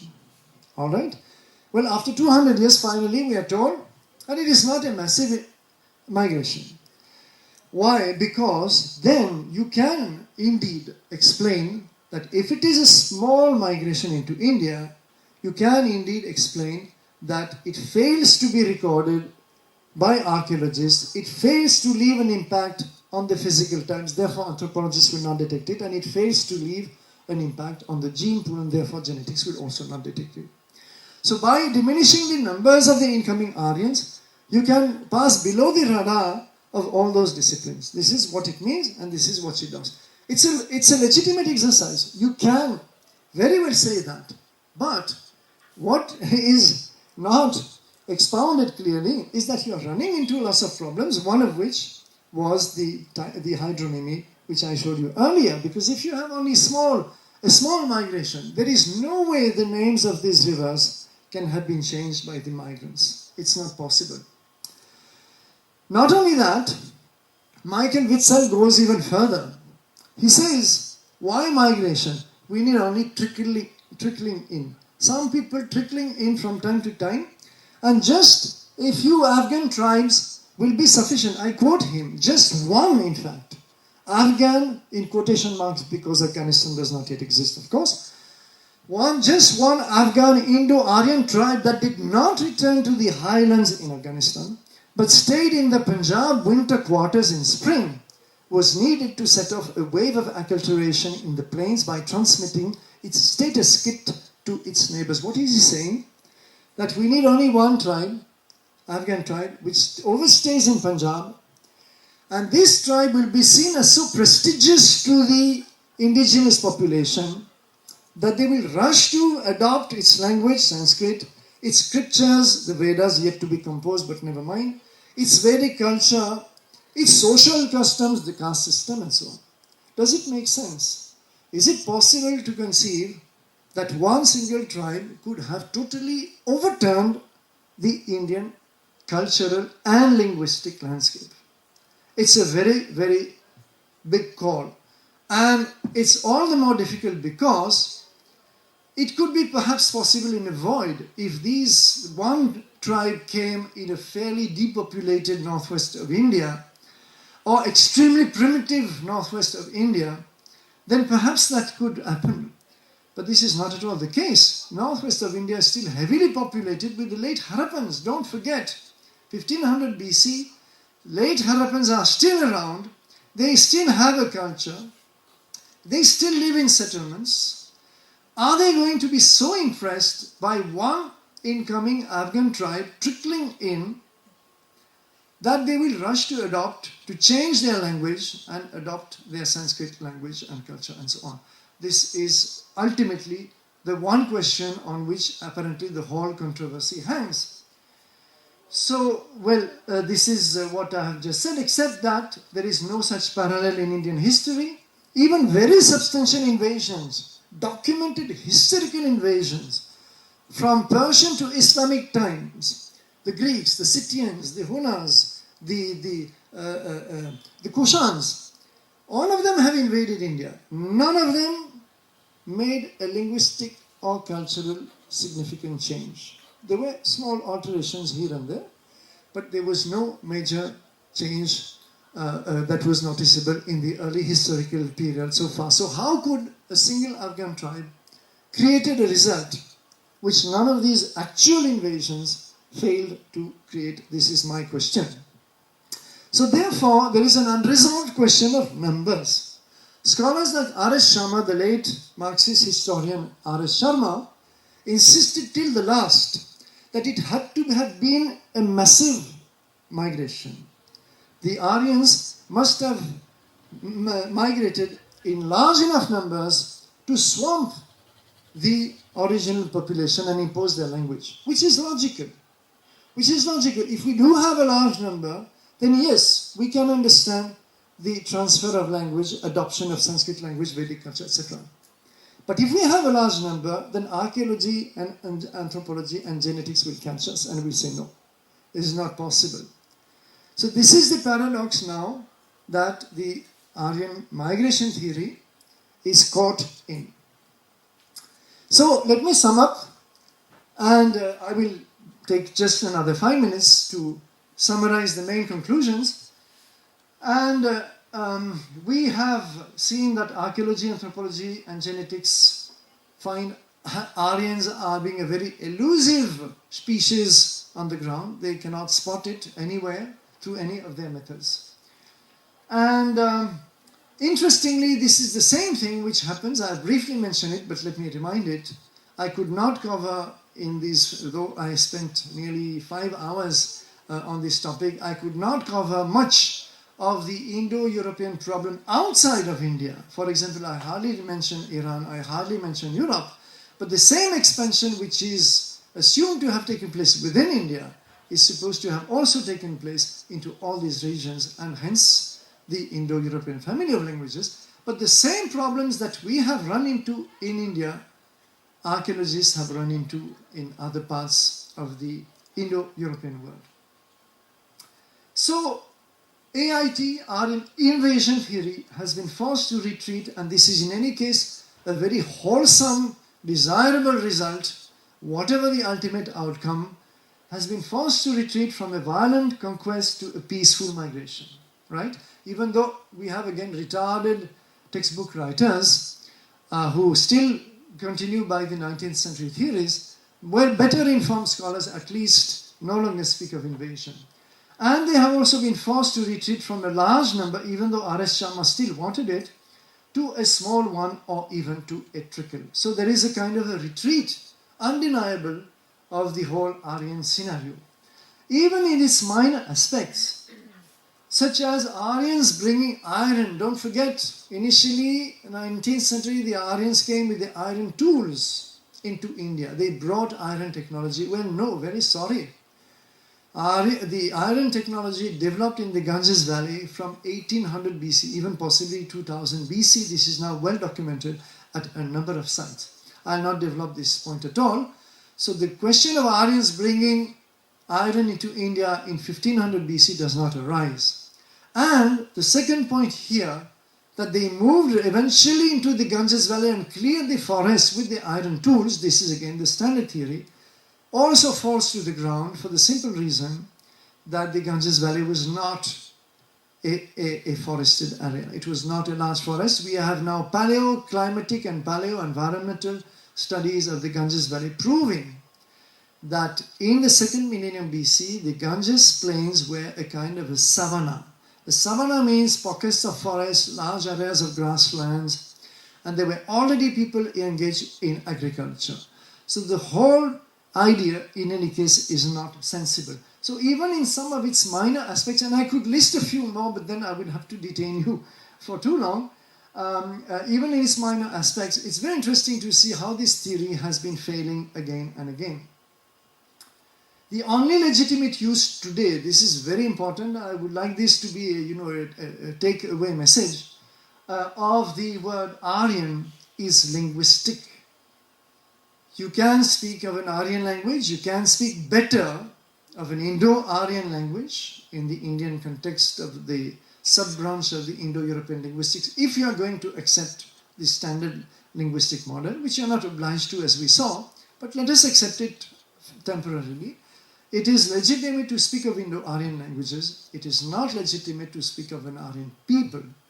It is also legitimate to speak of Aryan in a cultural sense, meaning Vedic, and therefore I would prefer people to use the word Vedic. For example, when Swami Dayananda Saraswati creates the Arya Samaj, what does he mean by Arya? Not that he is saying that we must be like the Aryans of old who migrated into India. Not at all.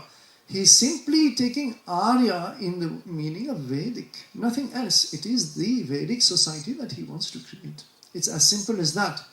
So, culturally, yes, but let us better say Vedic. Or linguistically, yes, but let us better say Indo-Aryan. Any other use is completely wrong and illegitimate, and this we should remember. The conflation between race, language, and culture is misleading and dangerous and sometimes disastrous. And in fact, we can see that even in the repetition of our Dravidian politics and Dalit politics. Not that there are no causes to be redressed. That is fine. That is another issue. The social phenomena at play are there, and I'm not discussing them at all. but founding them on the Aryan migration, and especially on this notion that we are the indigenous inhabitants and they are the oppressors and the invaders, is completely illegitimate. Political users of the Aryan scenario, therefore, are wholly illegitimate. The issue is best studied by delinking it from ideological and political discourse. But in India, is it possible? Well, that is for you to answer.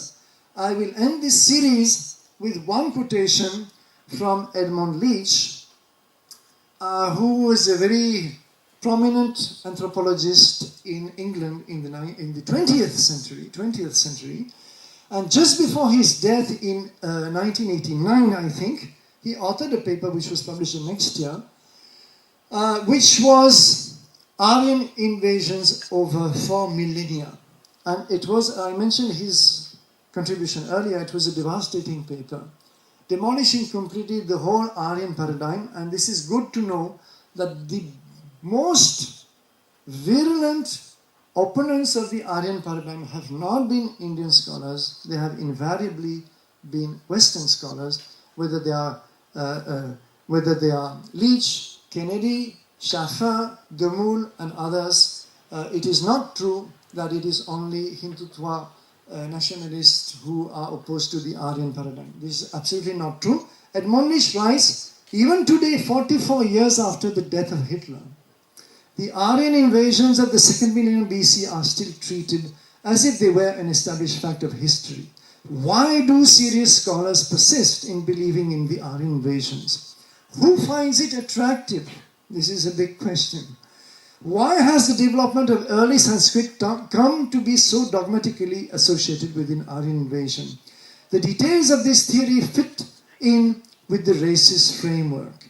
The origin myth of British colonial imperialism helped the elite administrators. You remember the British coming as one more fresh Aryan wave, as Max Muller said, coming to complete the glorious task started by the original Aryans. To see themselves as bringing pure civilization to a country in which civilization of the most sophisticated but morally corrupt, according to the colonial masters, of course, kind, was already nearly 6,000 years old. So why do people find it so attractive? Obviously for ideological, political consideration of various kinds, but I hope that I've been able to show that the dogma or the theory, if we want to be generous, of an Aryan pattern creating the Indian civilization is very vulnerable at many points, and it has not been growing in strength, it has rather been shrinking in its impact, in its virulence, and it has grown weaker and weaker. Nevertheless, the one area that still holds on to the Aryan paradigm is today linguistics, essentially. And it is a fact, and I have to conclude on this honest note, that we do not have today a complete theory of the evolution of Indo-European languages that would do away with the Aryan model. And therefore, this is one area where linguists will continue to say, but that is the best way we can explain the expansion of Indo-European languages. So therefore, this is one task in front of us for some linguists to come up and take up the challenge and create. I have shown some attempts here and there already, but we do not have a complete model and we still need that. So hopefully that will come in the next few decades. But I am sure that in India we will continue to speak of the Aryans riding on horseback and destroying the Indus cities for quite a while to come, because as I said, we do not believe in updating our knowledge. If we did, then a lot of political causes would have disappeared by now. So let us close this series, hoping that scholars can have a more detached, less political, less ideological look at the theory, and that we can more positively reconstruct the foundations of Indian civilization, doing away with these elusive Aryans or perhaps non-existent Aryans, and looking at all the data afresh, free from any ideology. Thank you very much for your patience.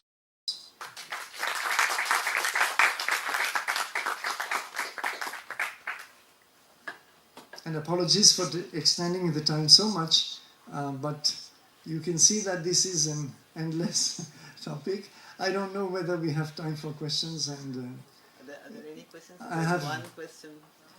My question is this, that has anyone considered that maybe the Aryans came and wiped off, gave the knowledge of the Vedas and Sanskrit and everything and just wiped off all the evidence as they left? Has anyone considered that? Because since if they were the makers or the writers of the Vedas, they must have a lot of knowledge and maybe they didn't want to be found.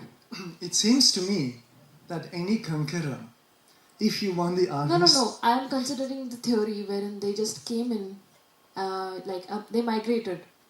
Let's just suppose that they migrated into India. Yes. And they wrote the amazing Vedas. Because if they wrote the Vedas, they wouldn't be the kind to actually go around conquering. Because the Vedas speaks a lot about goodness and non-violence. So they wouldn't... No, the Veda does not speak about non-violence. This is a much later Goodness concept. and dharma is spoken about. But dharma is not non-violence. In fact, dharma and ritu, more than dharma in the Rig Veda, has to be maintained by fight and by going and destroying the enemies. But nowhere in the dharma it's mentioned that you have to spread something good, you have to actually go and conquer and enforce things onto people. This is a much later teaching, not a Vedic teaching. The Veda does use the language of warfare. Now the question is whether this is a historical war as 19th century scholars wanted it to be, or whether it is a symbolic war like you have in the Puranas, all these constant wars between the Devas and the Asuras, in the Puranas. Nobody is claiming that these are historical wars. They are obviously non-historical, they are mythological. This is the old theme of the war between forces of light and forces of darkness, which is common to all ancient mythologies. So now, to answer your question, you say the Aryans might have migrated into India. Let us say somebody proposes that the Aryans might have migrated into India and deliberately erased the traces of that. But the question is, why should they? People migrating can keep a memory of their original homeland and even a nostalgia for it. For example, take the Zen Avesta. Avesta is the text of ancient Iran, where Zoroastrianism is explained. Now, in the Zen Avesta, you have a memory of 18 original homelands outside of Iran. This is listed towards the beginning. 18 original homelands are listed. Original, well, maybe or maybe not. But 18 homelands are remembered that the great God had made for our protection. This is in the Avesta. So, why is it that the Iranians remember some homeland outside and the Indians do not? The Vedic people do not. Why? You cannot impute, the people come migrate, if they do migrate, why should they always carry invariably with them memories of their ancestors, and they respect them, and so they want to remember. They don't want to erase past memories. That is a very modern concept. Okay, I'm very new to this subject, so I'm just speaking based on whatever I know.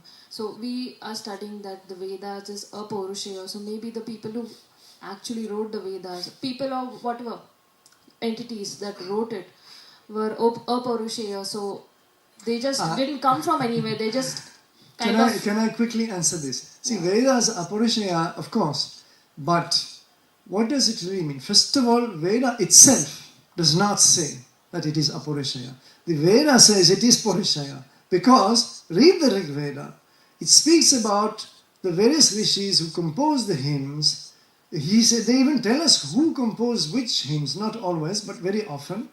It speaks of hymns composed by the Pitris, the forefathers. So everything in the Veda itself is Purishaya. It is later Vedanta which started claiming that Veda is eternal truth. Okay, therefore it is Apurishaya. But in that sense, look at E equals mc square by Einstein, right? So is it the creation of Einstein or is it Apurishaya because after all the light has always obeyed this law even before humanity was there? So if you take E equals mc square, it is both Purishaya because at some point some human being comes and formulates it, but it is Apurishaya because it's also an eternal truth. So there's no contradiction. So that is the view about Veda. Is that a fact? It's my view. Okay, so it's not a fact everyone is aware of. It's my view. Other people may have other views that the rishis heard, Shruti, they heard some eternal truth and translated them into their hymns. But read the Rig Veda, and you will find a lot of hymns which are very temporal. They are very located at a certain point in time. They describe a certain situation, sometimes a certain society. And it's a very rich and complex text. I don't think it can be, simplistically assumed to be an eternal truth. You would be very, very surprised if some hymns I were repeating here, you would be surprised. You would not believe that they are part of the Rig Veda. So there are all kinds of things in the Rig Veda. There are battles between kings. There are rishis migrating to another region. There are many stories told about, for example, Bhuju being lost at the sea, Samudra. It's a good example as proof that this is a sea and not a lake, and being rescued by the Ashwins. There are lots of themes going on, and the dominant theme in the Rig Veda, is the smashing of the fortresses of the Dasyus.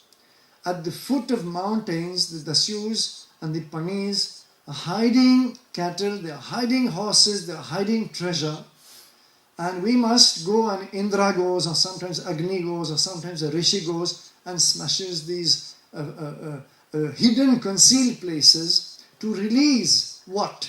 To release the treasures, or sometimes to release the cows, but don't forget that go is also light, or to release the rivers. Sometimes it is not treasures or light, but rivers which have been imprisoned and they are released. So there is a whole metaphorical language that we must try to understand. It is too simple to me to say it is Apurishaya. In a sense, the Upanishads, to my mind, would better qualify as real Shruti, real hearing of eternal truths. The Rig Veda is not very concerned with a sense of eternal truths. It's about singing about the universe, about the cosmic powers and so on. That's my view. Okay, I watch a lot of sci-fi movies. So sci-fi movies, futuristic movies. Sorry, I couldn't catch. I watch a lot of sci-fi movies. Yes. Sci-fi. Okay. So my question is, not only for the Vedas, but for any text for that matter, in the whole human history, is there any text which we think could be extraterrestrial? Maybe. Yeah, this is a common question. Vedas is one, maybe there could be something else. I don't know much about the This text. is a common question. In fact, the other day at IIT Gandhinagar, when I was showing the Harappan cities, one student asked me, I saw a film showing that extraterrestrials built Mohenjo-daro. What do you think? I said, I don't think anything. If you meet an extraterrestrial one day, please ask him. That's all I can say. What else can I say? My question is, are the scholars out there thinking on those lines? No, because in archaeology, just as you don't need the Aryans, you also don't need the extraterrestrials. In fact, somebody should make a theory that Aryans were extraterrestrials. That might answer all our questions at last, and it might be the best solution. But you don't need them. You don't need extraterrestrials. You have no evidence whatsoever for them. I just wanted to know if this theory has been considered. Well, no, I'm sorry.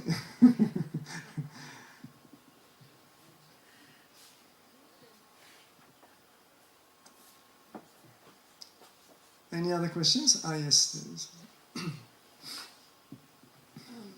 After listening to all your evidence that Aryans never, it's just an obsolete, ridiculous theory. So Not ridiculous, I wish it were ridiculous. Obsolete perhaps, okay. but it's not yet ridiculous enough for a lot of people. Yeah, but that's exactly what my question is. Yeah. It's so evident, it seems so evident that it is, so why instead of still trying to prove that it never existed? For two reasons. One is a sensible reason, which is linguistics. Professional linguists who have no axe to grind, who have no anti-Indian bias or anything, will tell you that, look, you may say what you want until you have shown me a good, solid alternative model. And actually there are already a few partial models, but until you have given me a full model, why should I abandon my model, which I find so convenient? Mm-hmm. So that is a fairly natural approach. It's the same in physics, it's the same in all disciplines, and that has to be answered, as I said at my conclusion. The second reason is political and ideological. That in India in particular, a lot of, just as in Europe, Nazism had founded itself on the Aryan theory, racial as well as linguistic. The Germans were saying that wherever German was once upon a time spoken, we have a right to conquer this territory. So they would use the archaeologists, and there was a big school of archaeology in Nazi Germany. They paid a lot of attention to archaeology. And they asked the archaeologists, you must identify all the places where Germanic languages were spoken once upon a time, because we will claim them as ours. So that was in Germany. In India, we have an opposing situation where people take the stand of oppressed and suppressed and victims of the Aryan invasion. So they say, my ancestors, I'm a Tamilian, for example, my ancestors were victims of you people, you naughty Aryans, the North Indians. Therefore, I'm going to resist Sanskrit, I'm going to resist Hindi, and I will resist whatever comes from, Vedic culture and so on. Forgetting that the earliest Tamil literature, as I said, was actually full of it. So this is the kind of paradox, but you see, what does it create? Division. And this is what the British wanted. This is how they used the Aryan invasion theory to sharpen the divisions within Indian society. And unfortunately, our politicians of today still live by division much more than by anything else. Rather than trying to regroup all the various, facets of Indian society, they thrive by trying to divide them further and further. And that is how it is. You may disagree with this kind of strategy, but this is what much of Indian politics is still founded on. And you hear the other day in UP, there was a politician saying that, I represent the Dalits who have been oppressed by the Aryans and the upper caste, so the upper caste are demonized as the descendants of the Aryans, and therefore, we must resist, all whatever Sanskrit, for example. So whenever somebody talks in India of spreading Sanskrit, immediately you have all these people rising. But in Chennai, every month or every few months, you will have a demonstration in front of the Sanskrit college where some Dravidian group will come with some Sanskrit grammars and set fire to them, to show their hostility to Sanskrit, because it is taken as the representative of the Aryan imposition. Now, when this ideology, which has been nurtured in pre-independence times, this comes from the 1920s, and even earlier in Maharashtra for the Dalit movement, these ideologies are entrenched. And it's only recently that the Dravidian movement parties have lessened their rhetoric, because, the natural movement of the society and the intensive trade between the various parts of India makes it more and more ridiculous to hold this kind of language. But once in a while it still surfaces. So I think it will be phased out eventually, but it has caused a lot of unnecessary harm.